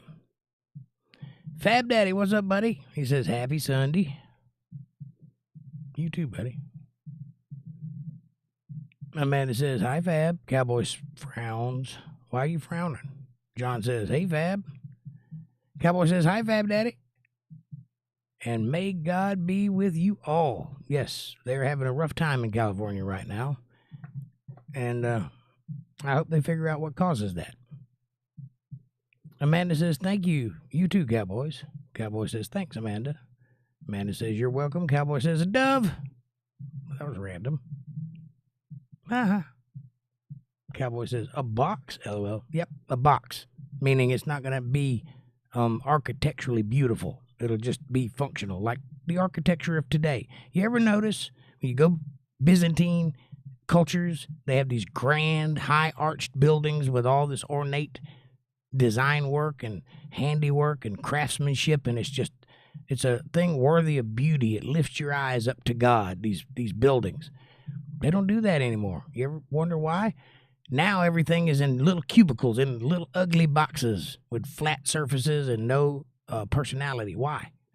It's meant to oppress you. It's meant to make you feel insignificant because you're just a cog in the wheel. You're not an individual seeking the power of God, right? You're just another worker in the factory. So everything has to look uniform and sterile and lifeless. That's modern architecture for you, and I don't like it. I miss the days when they built stuff that, drew attention to itself. So, yeah, the third temple will probably look like a box. April says, hey, Fab Daddy, how are you tonight? Good to see you. Smiley face heart. Mr. P's here. He says, hi, all you wonderful folks. Happy Bible study day. Thank you. How you doing, Mr. P? You doing all right? Amanda says, hi. John says, hey, Mr. P, how's you? You guys remind me of The Odd Couple. Cowboy says, hi, Mr. Pete. And Amanda says, welcome to the book of Zechariah. See, told you we were covering ground. Bill Bennett says, hello, I'm late. Missing it. I'm listening now. Well, you can go back and listen to the whole thing. You don't have to be late. It's there forever. You can just go watch the whole thing anytime you want. April says, amen. Amanda says, hi, Bill. John says, my middle name. What is your middle name? I don't know. Excuse me. Are you saying your middle name is Zechariah? Or Haggai?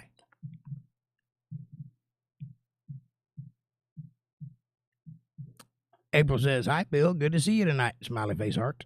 It's me's here. He says, I need a refresher. Who can name all 12 tribes? Who can name all 12 apostles by memory? I can't. Well, Amanda says, hi, it's me. I bet I know somebody that could. It's me says, howdy, Amanda. And Amanda says, I can't remember them all either. I can remember them all, just not in order. I don't remember all the apostles, but I remember all the tribes. Amanda says, the 12 tribes of Israel are Reuben, Simon, Judah, Issachar, Zebulun, Benjamin, Dan, Naphtali, Gad, Asher, Ephraim, and Manasseh. That's 12. Levi, 13. Well, also Manasseh was broken into 2 groups. So there were half tribes. For whatever reason they did that was because they didn't agree on how to worship God. Some of them wanted to be farmers. Some of them wanted to do what God told them to do, which was go to war. So they chose to be farmers, and then they got cut out of their inheritance for a long time. Rich S is here. He says, that's also in Chronicles. That's right. You got it. Talking about the to and fro thing. And hi, everyone. Hey, Rich. Amanda says, hi. It's me says, okay, Amanda, look up the names of the 12 apostles. The apostles are Peter, Andrew, James, John, Philip, Bartholomew, Thomas, Matthew, James, Thaddeus, Simon, which was named Peter, and Judas. Hang on. I guess Paul was not an actual disciple of Jesus. He wasn't one of Jesus' disciples, but he got the job after Jesus died, so technically he ain't part of the band, right? He's a hired gun. But there you go. 2 of those guys, God changed their names. One of them was Peter,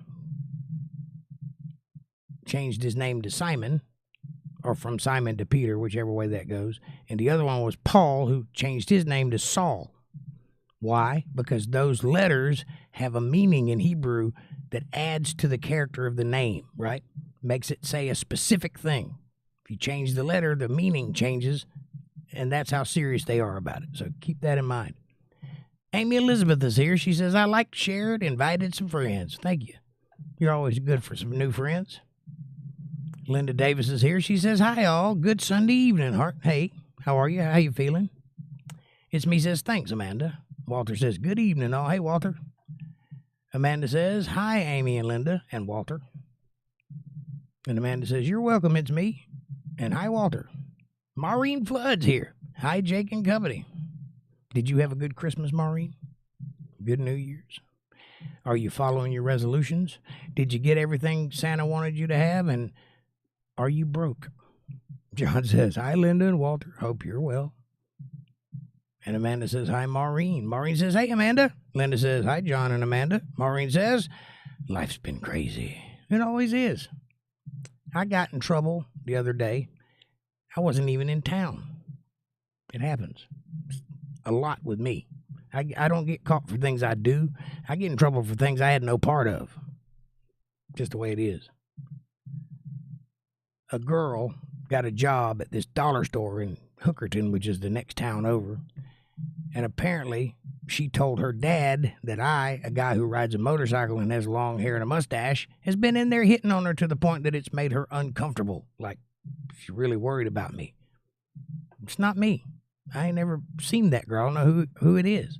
But my sister found out about it, and she called me. She's like, you know that thing you have where you get in trouble while you're asleep in bed? I was like, yeah. She goes, it's happening right now. Really? She told me the deal. The old man, he's an old man, looks like a lizard, threatening to kill me out in the streets, and he don't even know who I am. I bet I could walk right up to him and he wouldn't know who I was. But that's the word going around. Imagine that. Me. A flirt. Who'd have thunk it? Amy says, I can't stay a long time. My internet at home is extremely slow. Well, just watch it slowly.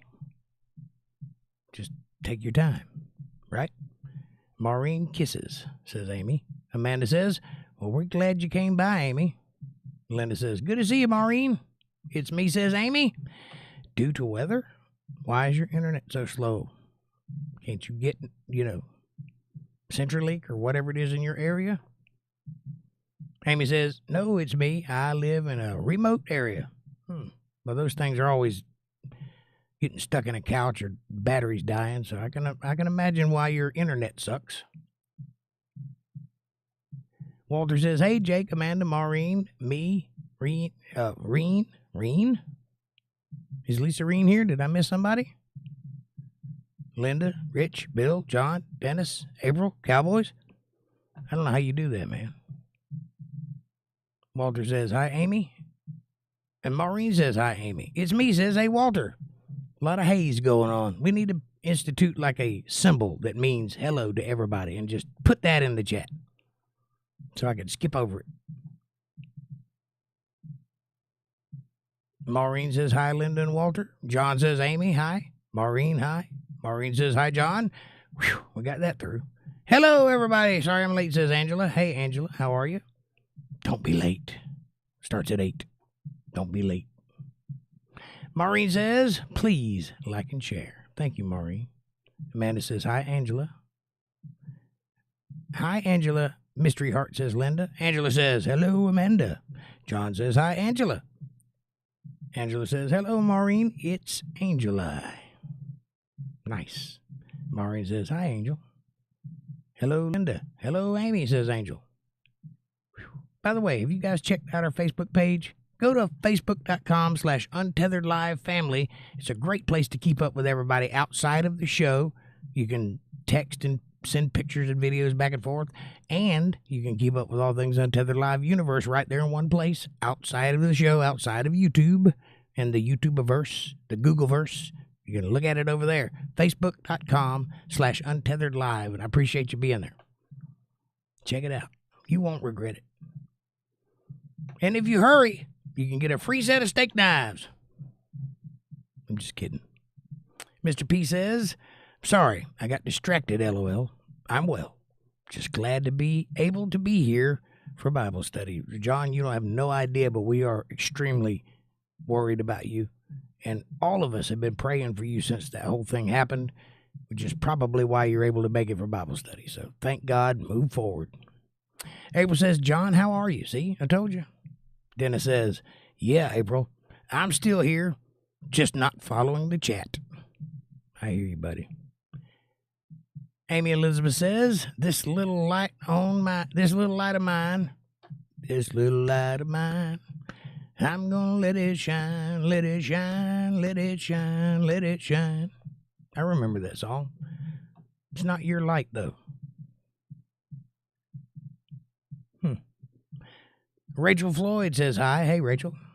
Amanda says hi. Mr. P says, I'm doing okay, April. How are you? And same to all of you. How are y'all doing? I'm fine. I'm wearing blue jean jackets now. It's me, says Amy. That goes very well when I play at the nursing home. This little line of mine. Also try You Are My Sunshine. They like that one too. Dennis says, what did you need of me, April? She was just asking if you were still here because she likes you. Angela says, I have great news. That's fantastic. She says, my squatters have left my house, but won't have all of their things gone until tomorrow, so I will be going back home Tuesday. I had to find a ride. Well, I'm glad you got your house back. I was beginning to think we were going to have to come down there with some pipes and show you all how the South handles those problems. Pipe to the forehead, claw hammer works really good, too. Amanda says she was probably just checking on you, Dennis. Yeah, because she's nice. Walter says, hey, Angela. Amanda says, good, Angela. Get your house back. You go. Tell them squatters where to take their stuff. What I would do if I were you is I would go home now and then take all of the stuff they left in my house and put it on the curve and then shut and lock the doors. That's what I'd do. Maureen says, awesome, Angel. Angela says, so thank you all for keeping me in your thoughts and prayers. Well, that you are. We all should be praying for each of us because this is a community, and with numbers comes strength. That includes praying to God. If everybody's praying to God the same thing, he's more apt to listen to it. I'm not saying that'll change his outcome, but he will hear you. Angela says, hello, Walter. Dennis says, okay, Amanda. It's me says, what's legal for squatters' rights? It's not legal. The law enforcement people will not do anything about it because they can't prove that they don't belong there. They only have your word against their word. So they don't get involved with it. You have to go to court to get a squatter out. Because if I told you this is my house, what are you talking about? I bought this house with my money. How are you going to say that's not true? Show you the deed, it's in the bank, right? That's all they got to do. So the person who owns the house is the one that looks crazy. And after someone's already said they own your house, it'd be kind of weird for you to say that you own the house because now you're in conflict and neither one of you have a deed. So that's why they are allowed to get away with it. But when you get them to court, then they have to leave. But you have to serve an eviction on them, just like if you were throwing somebody out of a rented place. Hope that helps. April says, Angela, lovely, good to see you. Maureen, good to see you. Walter, much love, y'all. Much love back to you, sweetheart. Hi, it's me, says April. Smiley face heart. Angela says, no more cold tent either. Well, that is a blessing in and of itself, right? I know exactly how you feel because the day I got my truck, I did not have to ride that motorcycle in the wintertime anymore. And I know exactly the elation you feel from not having to do that again. Maureen says, hi, April. Smiley face with herpes. It's me, says, howdy, April. April says, Amy, I didn't see you. Come in. Hey, lovely. Good to see you. Smiley, smiley, heart. Angela says, hello, April. A lot of hellos. Amanda says, it depends on the state, it's me. Florida, they will arrest you and remove you. Well, they're kind of bombastic in Florida. They do a lot of things I wouldn't consider exactly constitutional, but it works. I can't deny it. I mean, we got pretty safe neighborhoods in most cases. Walter says, it's me. You have every right until the owner signs the lease with a biker gang and they move in. Yeah, if you are a squatter and the people that actually own the house are friends with some bikers and they come spend the night at your house, invited, of course, the squatters won't be there the next day because bikers have a way of scaring the bejesus out of people. Now, because I am one, and because I've played music for them many years, I happen to know they're the sweetest people on earth. They just look rough, but they're really good people for the most part. Most of them are bikers because it's a hobby. But the real ones, real bikers, the guys that work on their own bikes and stuff, they're all good people. I haven't met too many that weren't, but They got some strange ways about them. They do like to share women, and they do think about the world a certain way. And if you can't get into that, you probably can't be their friends. But if you want somebody that's true blue, a ride or die loyal friend, no better person than a biker to have.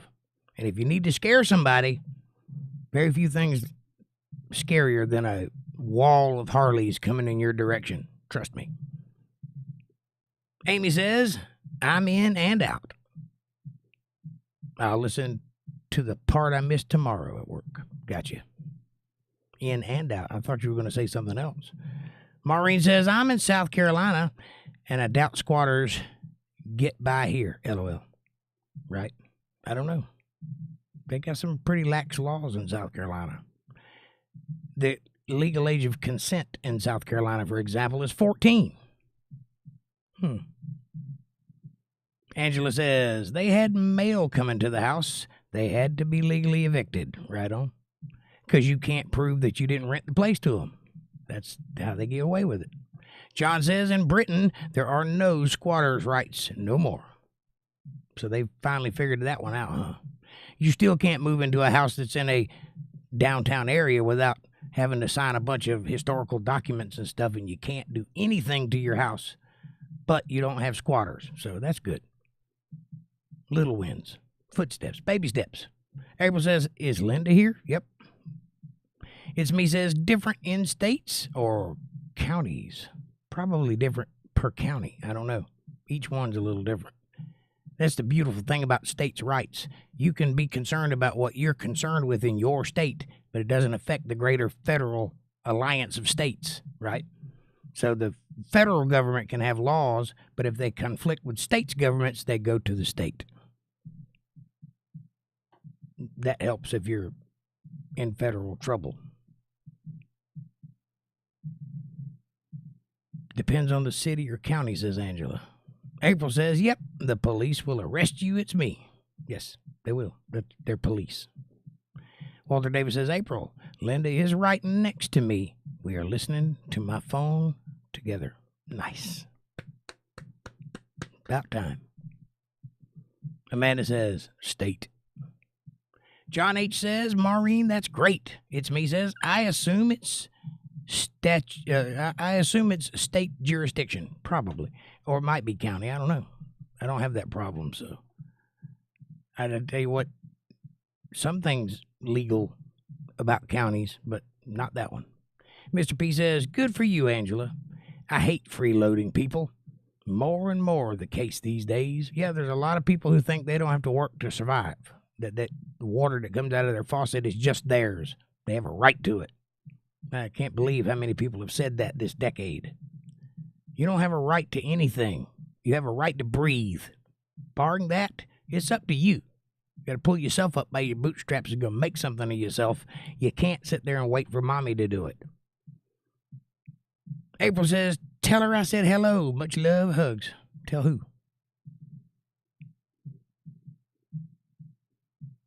Who are you talking about, April?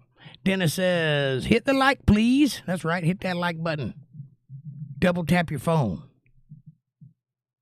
Maureen says, April, were they criminal invaders? Illegals? Probably. Florida. There's a lot of them there.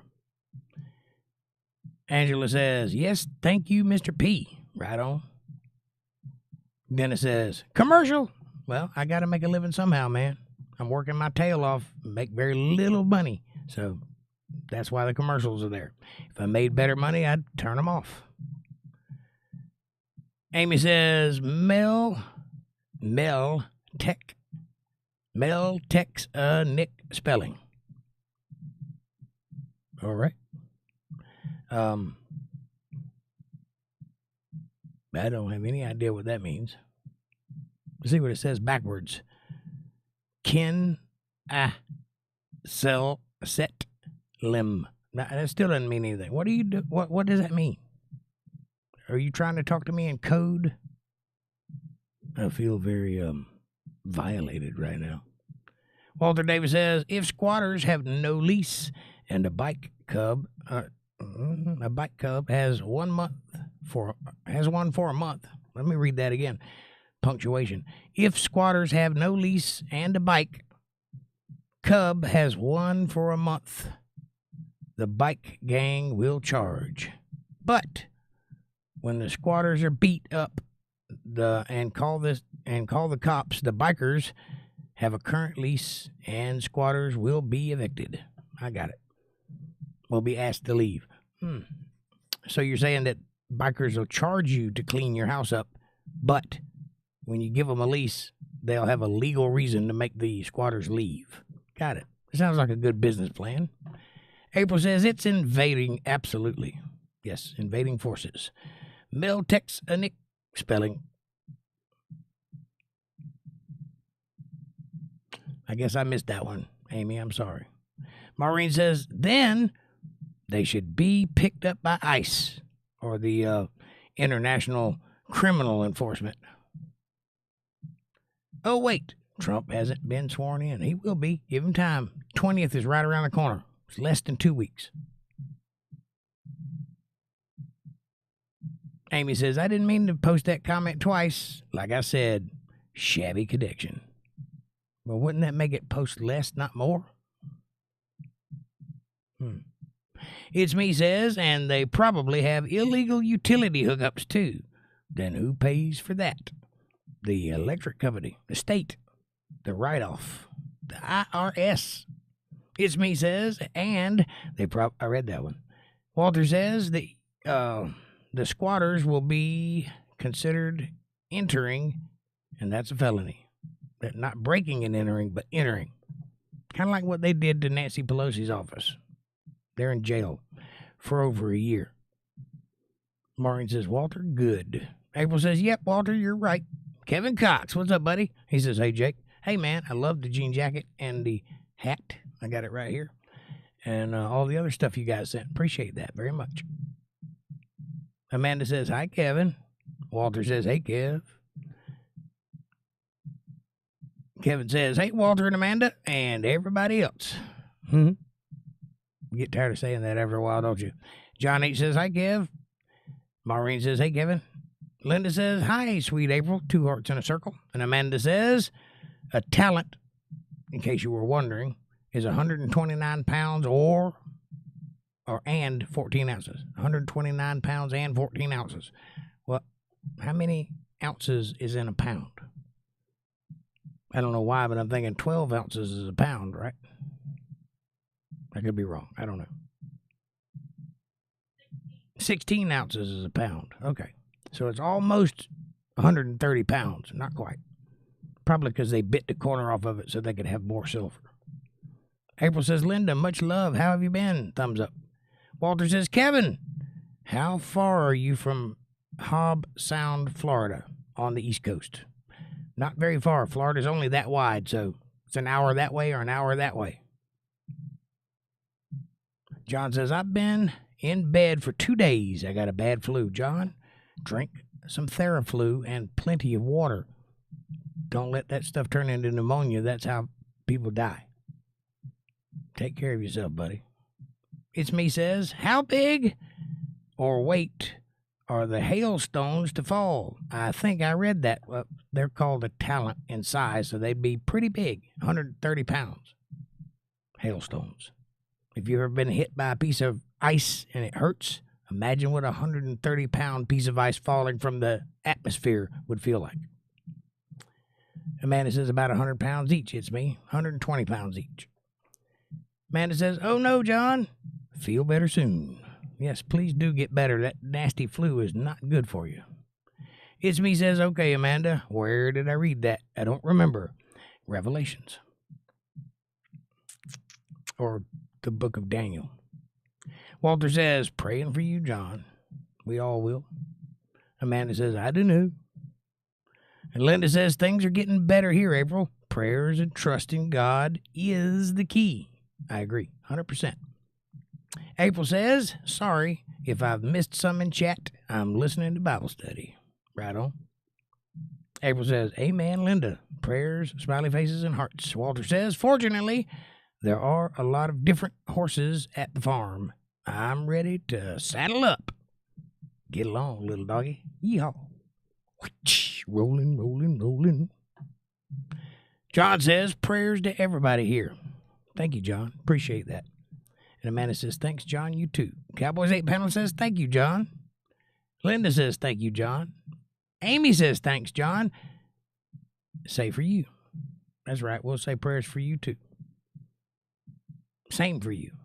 Kevin Cox says, I do not know where Job Sound is, Walter. I am in Lakeland, halfway between Tampa and Orlando. An hour from each. It's me, says Lakeland, cool place. Tiger Spring Training Camp, right? Yeah, there's a big Tiger Stadium there. I used to go there as a child.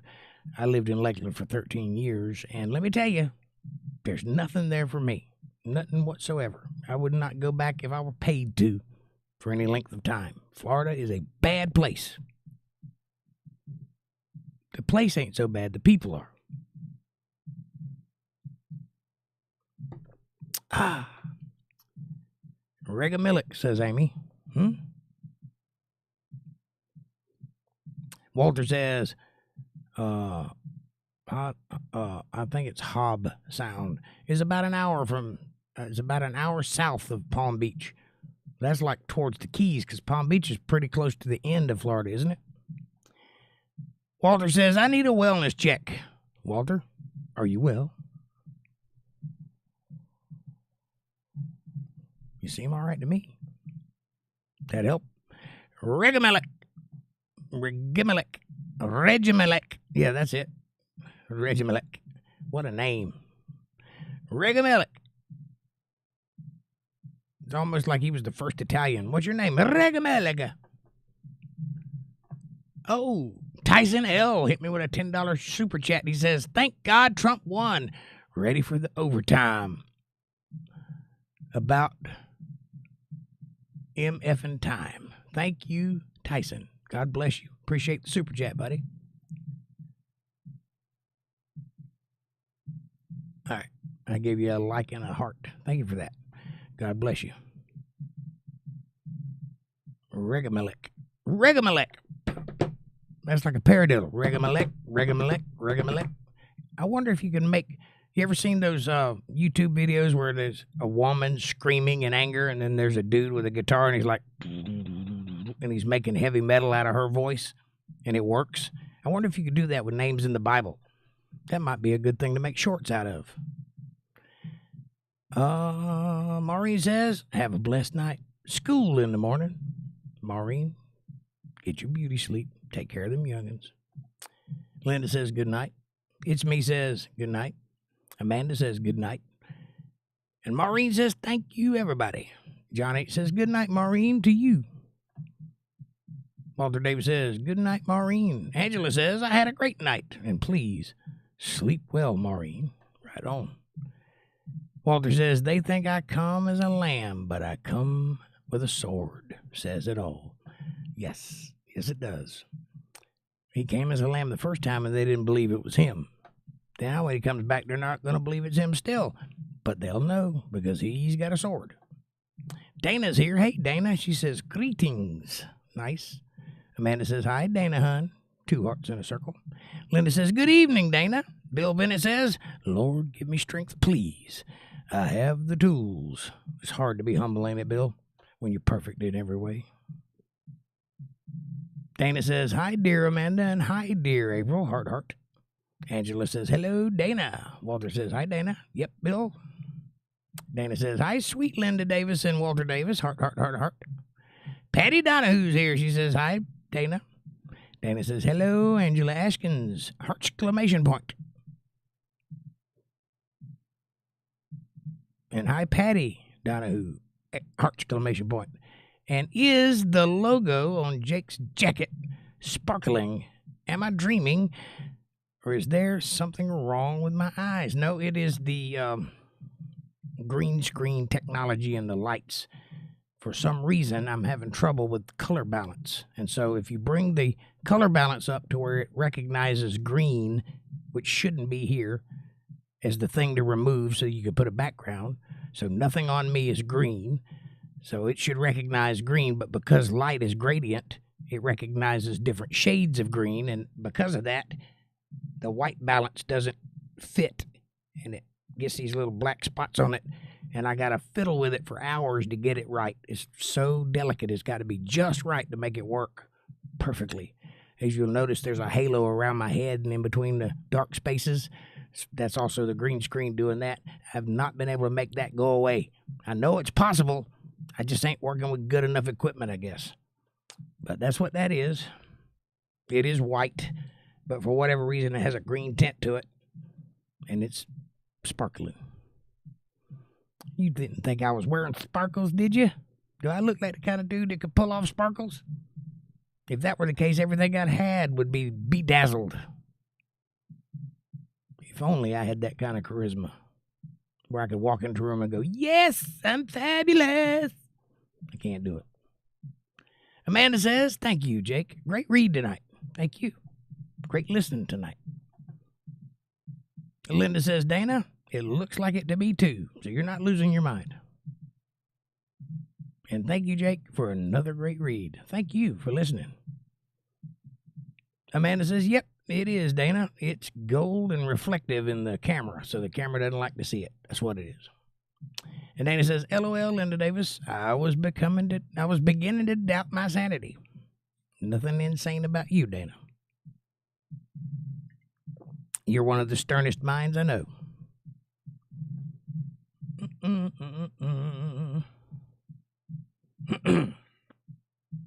Sorry, my chat jumped.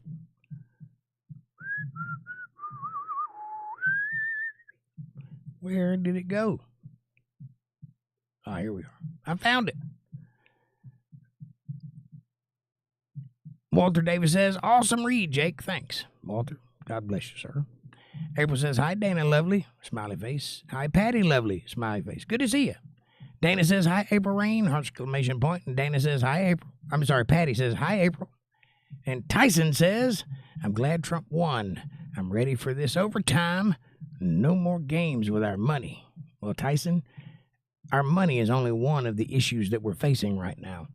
And having a good president would solve several of those problems, if not all of them, for some people. The problem is there's two sides to every coin and every argument. So who's right? Well, whoever the populace says is right, obviously. But money is just one of those things, and if they can get any of it, the only reason Trump is good for that is because he's already a billionaire and he doesn't need any. But if he was one of these more hungry people, if he was Trump when he was 20, it might be a different story. So, I don't know. I live for what I've got for the day that I have. I put no thought into the future or the past. I live today. It's the best way to do it, man. Even Christ said that. Let the dead bury the dead. Live for today. You got enough problems in today. Amanda says, hi, Tyson. Welcome. And by the way, welcome to the show. Have you subscribed? Consider hitting the subscribe button there, Tyson. We welcome you in. And April says, you said Star Trek earlier before study. I did? I don't remember. What were we talking about? I'm sure it was a joke because I vaguely remember saying something at some time about something that vaguely reminded me of Star Trek, but it wasn't serious. I don't know if that was this time or not. These things kind of run together for me. I do 5 of them a week. You know that, right? I spend most of my time staring at a camera that ain't staring back at me. Amanda says, Star Trek? Did somebody say Star Trek? Walter says, hi, Tyson. Is that Tyson or Teeson, by the way? Kind of looks like a Teeson or Tyson. Are you one of those people that put extra syllables in your name because it's cool? Like people that call themselves Jason instead of Jason because they're uppity. You're not one of those, are you? Maybe it is Tyson. Walter Davis says, Tyson, we're all glad Trump won. Amen, brother. Dana says, the architecture of today sucks. Yes, it does. They can't even replicate with their modern technology the beautiful architecture of our ancestors. And I agree, they lack the spark of divinity that allowed those people to make that stuff in the first place because they don't believe it exists. That's the problem. If you don't believe in a God, you can't very well aspire to God, can you? That's the problem. Back in those days, everybody believed in God because it was the only thing that made logical sense. They didn't have a team of scientists telling them they were wrong every day. So they built things to appeal to God. They built structures that were worthy of his magnificence. And I miss that in our cultures because human beings really are amazingly qualified to be creative and to do things that you wouldn't expect, to do things that inspire beauty and any number of emotions that elicit emotions like some of the stonework that's done overseas, that you've probably seen, the Venus and that sort of thing. Some of that stone some of those statues of women are so delicate that you can actually see through the sheer blanket that is laying on the woman, made of stone. You can see the ripples in it. It's that good. I don't know how men can do that, but that guy did. It was beautiful. We need more of that in the world. John says, yep, Zechariah. April says, much love to you all. God bless and good night. See you tomorrow night, loves. Yep. Nope. I got somewhere I got to be tomorrow night. I told you all that at the beginning of the week. I got an engagement I got to go to on Monday night, so I'll be otherwise occupied, and I'll catch up. That's all I can tell you. Got to go make the bread. Make the bread so I have a bed to be made. Never mind. Amanda says, good night, April. I don't think we will be here tomorrow night. Jake has a show. There you go. John H. says, good night, April. Bless you. Have a great night. And April says, oh, all right, hon. I got to get to take Aunt Debbie to a doctor for the follow-up. For the follow-up that she missed. Got it. She needs to go to a doctor. She's probably needed to go to a doctor for 50 years. April says, up, follow up. I got it. Amanda says, oh, geez, fun. LOL, enjoy. Well, I doubt it's one of those enjoyable type things, but she does need it, so I'm glad you're there to take her. Patty says it was a great read, and this is a good group to be listening in on, or to be in and listening to God's Word. Thank you, Patty, and it is a great group. There's a lot of great people here. And I thank God for that, because they could have been a bunch of trolls. So thank y'all for being awesome. Amanda says, I agree, Patty. And Dana says, Reuben, Judah, Simeon, Issachar, Levi, Zebulun by Lee, Gad, Asher by Zilpah and Lee's maid, Dan, Naphtali by Biha and Rachel, or Rachel's maid, Joseph and Benjamin by Rachel. And Reen is Maureen. Okay, got it. Well, nobody's called her Reen in this chat. They did call Lisa Reen, so that's why I thought that. And I haven't seen her in forever. I don't know if she still watches or not, but she certainly don't talk anymore. Amanda says, we tried the high symbol thing. It didn't stick. We tried a plus sign is what we tried. It wasn't a wholehearted try. Nobody actually got behind that. We were just joking about it. That's why it didn't stick. But we should come up with some kind of logo or what do you call those things? Emojis. Some kind of emoji that means hello to everybody, so you don't have to keep saying it. Maybe you like saying it. I just have to read it. So, I can't skip over it, because if I don't read it, I don't know what it says. And if I start skipping over things I think aren't important, I know what's going to happen. I'm going to miss something important.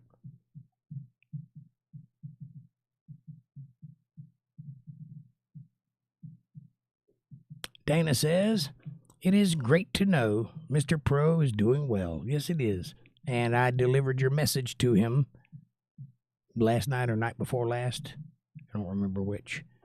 And he had nothing but good things to say in your direction. So you guys are throwing niceties at each other. Call her, dude. For God's sakes. Email something. Bill Bennett says, no right for squatters. Right on. Dana says, evil people everywhere. Squatters are lying people who lost their integrity, if they ever had any. awful people. I agree, 100%. I also feel that way about college students. Patty says, thank you again, Jake and Amanda, and all the good people in the chat for being good people. Patty, you're one of those good people, so thank you. Amanda says, thank you, Patty, and you're welcome. Patty says, Dana, I am so fascinated with you being from another country. Smiley face. Because it's an exotic country. If she was from Mexico, you wouldn't care.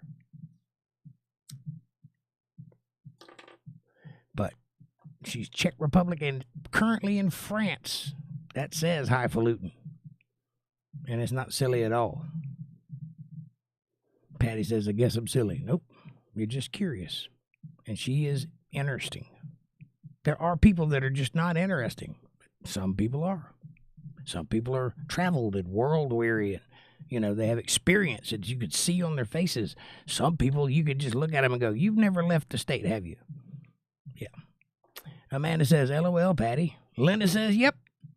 It's a wonderful thing to be here with you all for Bible study with my husband by my side. If ever there was a Bonnie and Clyde situation, this is one of them. Heart, heart, heart. Amanda says, oh, Linda. Big stressed out smiley face. Patty says, I am from Tennessee. What can I say? I never get out. Probably because all that traffic. Amanda says, LOL, Patty, I was that way until I moved to North Carolina. And you're still that way because I'm not going anywhere. You just think you're being, cultured up. No, I'm a homeboy. I know how to stay safe. Bill Bennett says, LOL, anyone? No pig Latin?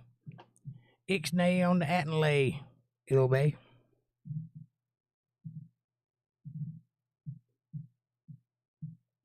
Did you say something in pig Latin? Because if you did, I missed it.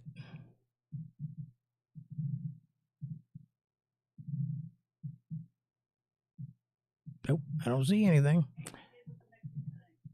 Oh, she did?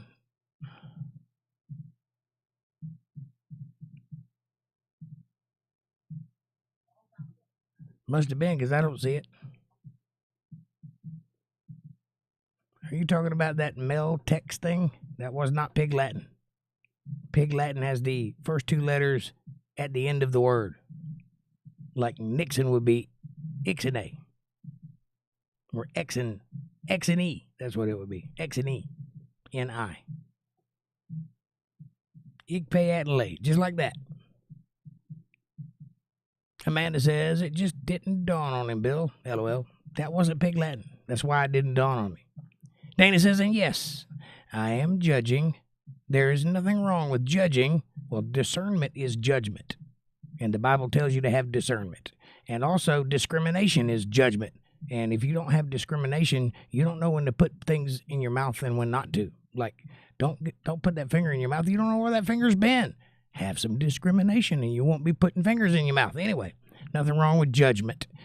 Every time we gain opinion, it is because we have already judged in our mind.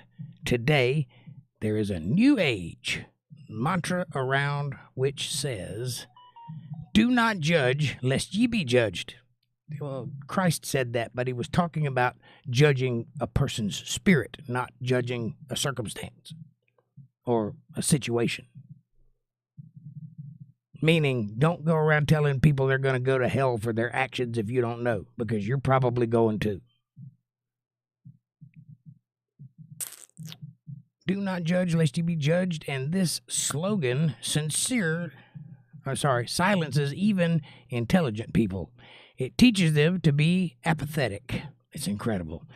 Well, it appears to be that people are way more afraid of what other people think than I thought they were when I was growing up, because I used to think that was the best thing about our country, is that we could do whatever we wanted to do and didn't have to care what other people thought. Apparently, that's not the case. So there's a lot of people out there still wearing masks inside of their car with the windows rolled up, and they're alone because they don't want nobody to judge them, because they clearly can't believe that that's helping them. Because if they do, they're not very smart. I wouldn't admit to that. So if you caught me with a mask on in my car by myself, you could be okay to say, he's gone crazy. because you know I know better. I don't know that they know better, so there's judgment on my part. There's nothing wrong with judgment, but if you get the idea of what Jesus was trying to say when he said, judge not lest you be judged yourself, that is, it's not your job to tell people they can't be part of a church because of their lifestyle, because I'm sure you've got some bones in your closet, right? It's not your job to tell people they can't love each other because you don't know who they are or their heart. You're not the judge. He is. You can judge yourself. That's okay. You can use discernment. You can use judgment. You can use intelligence to discern your way out of a bad situation. But judging somebody is like putting a sentence on them for something that you don't understand entirely. That's what he meant by that. So, yeah, they're using it like a slogan. So you're right about that. And then it says, Patty, interesting.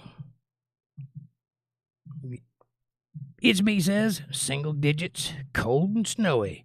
Tonight, burr. I think it's 24 degrees here right now. Something like that. Excuse me. Let me look at the old weatherman and see what he says. 27 degrees. We've gone up. It was colder earlier. Amanda says, dang, it's me. Stay warm. Stay covered up. Damn, staying warm. Stay wrapped up like a burrito. Patty says, what does it mean when the Bible says, do not judge? I think I just explained that.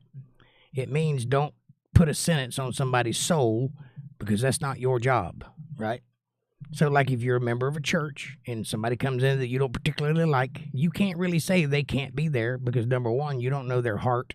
Number two, you don't know their past. And number three, you don't know what God has already judged them for. So, you just teach the Word of God and don't worry about who shows up. I think that's the answer to your question.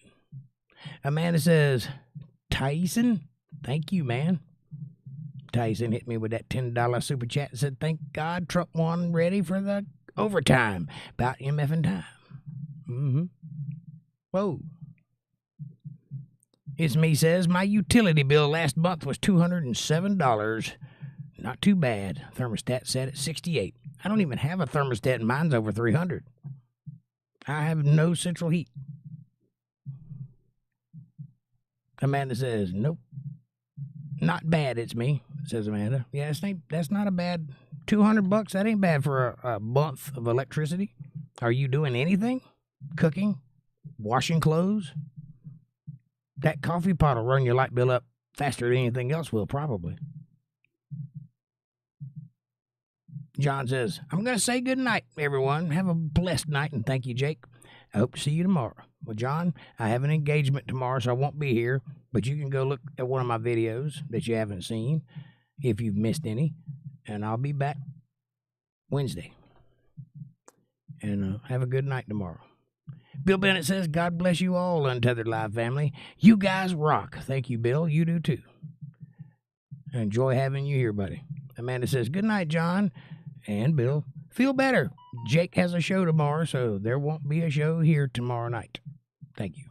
And God bless you, Bill, says Amanda. John says, okay, Amanda, thanks. 2 thumbs up. Amanda says, you're welcome, John. Bill Bennett says, or was they people that made them?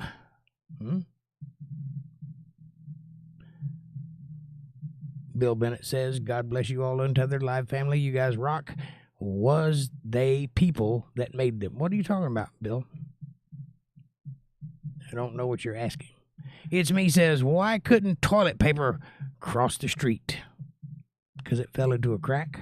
Ah. Amanda says, LOL, it's me. Dumb dad joke. That's not a dumb dad joke. There are some dumb dad jokes. That's not one of them. Amanda says, LOL. It's me says, JP Morgan had an interview, and he said digital currency is coming. Well, yes, it's coming. The Bible tells you that our paper money is going to fall, that there'll be a one world currency, and that's not paper money because everybody has their own paper money. That's not sustainable. But a digital currency will be the same for everybody. So it'll be that currency that takes over everything. Makes sense to me. Amanda says, we will be screwed if it does. Not at first, but eventually, yes. Patty says, thank you and good night, everybody. Prayers and peace in America. Patty, you have a good night. God bless you. We'll see you Wednesday. Amanda says, good night and stay warm.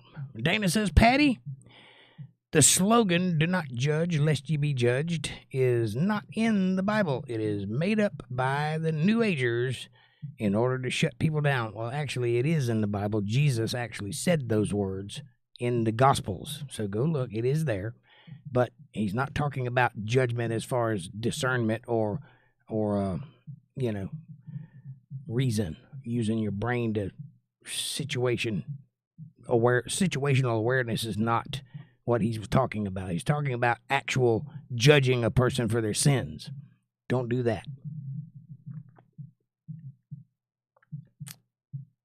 Amanda says, good night, all. There will be no podcast tomorrow night. We will be back Wednesday night at 8:30 p.m. Eastern Standard Time right here on Untethered Live for a chill stream. Come see us. And It's Me says, good night, everybody. God bless you all. Linda Davis says, good night, all. Love you all. I'm going to crawl into bed with my husband because he's off to Jersey in the morning. Well, get that bedtime as much as possible because that's exactly what I'm going to do. I'm not even going to look for anything to eat. I'm just going to bed.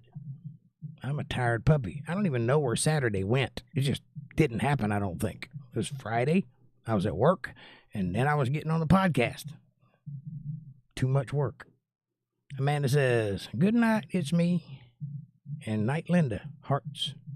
Patty says, thank you, Dana. Dana says, Jesus said not to judge if you have a beam in your eye. He did say to mind the log in your neighbor's eye while you're considering the speck in yours, meaning, we would say, sweep off your own back porch before you go messing in mine. It's the same expression.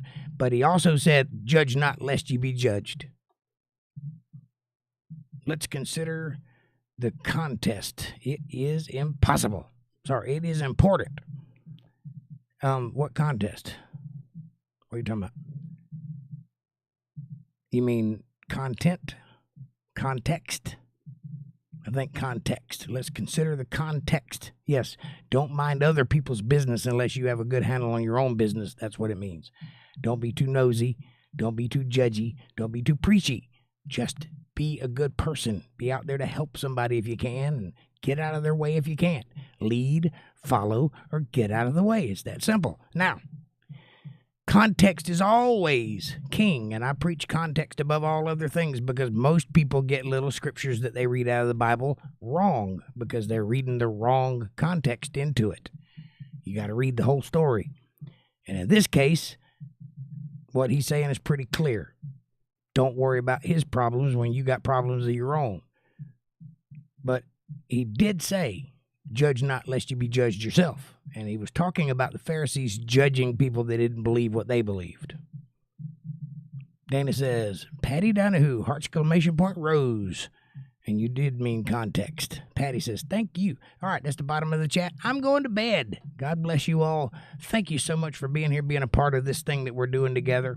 Thank you for helping me have a place to go 5 nights a week to stay focused on a goal, which is to spread the word. So help me do that, won't you?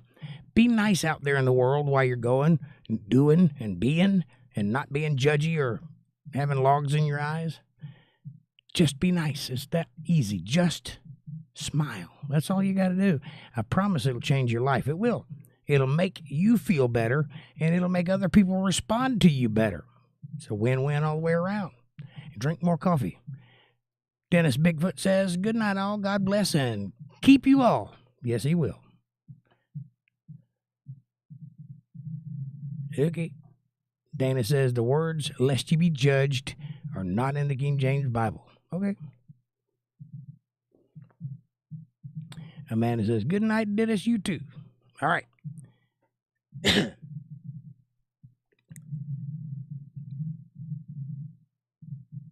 Dennis is smiling blandly. All right, I got to go. Thank you guys for being here. God bless you all. Each and every one of you. I love you true.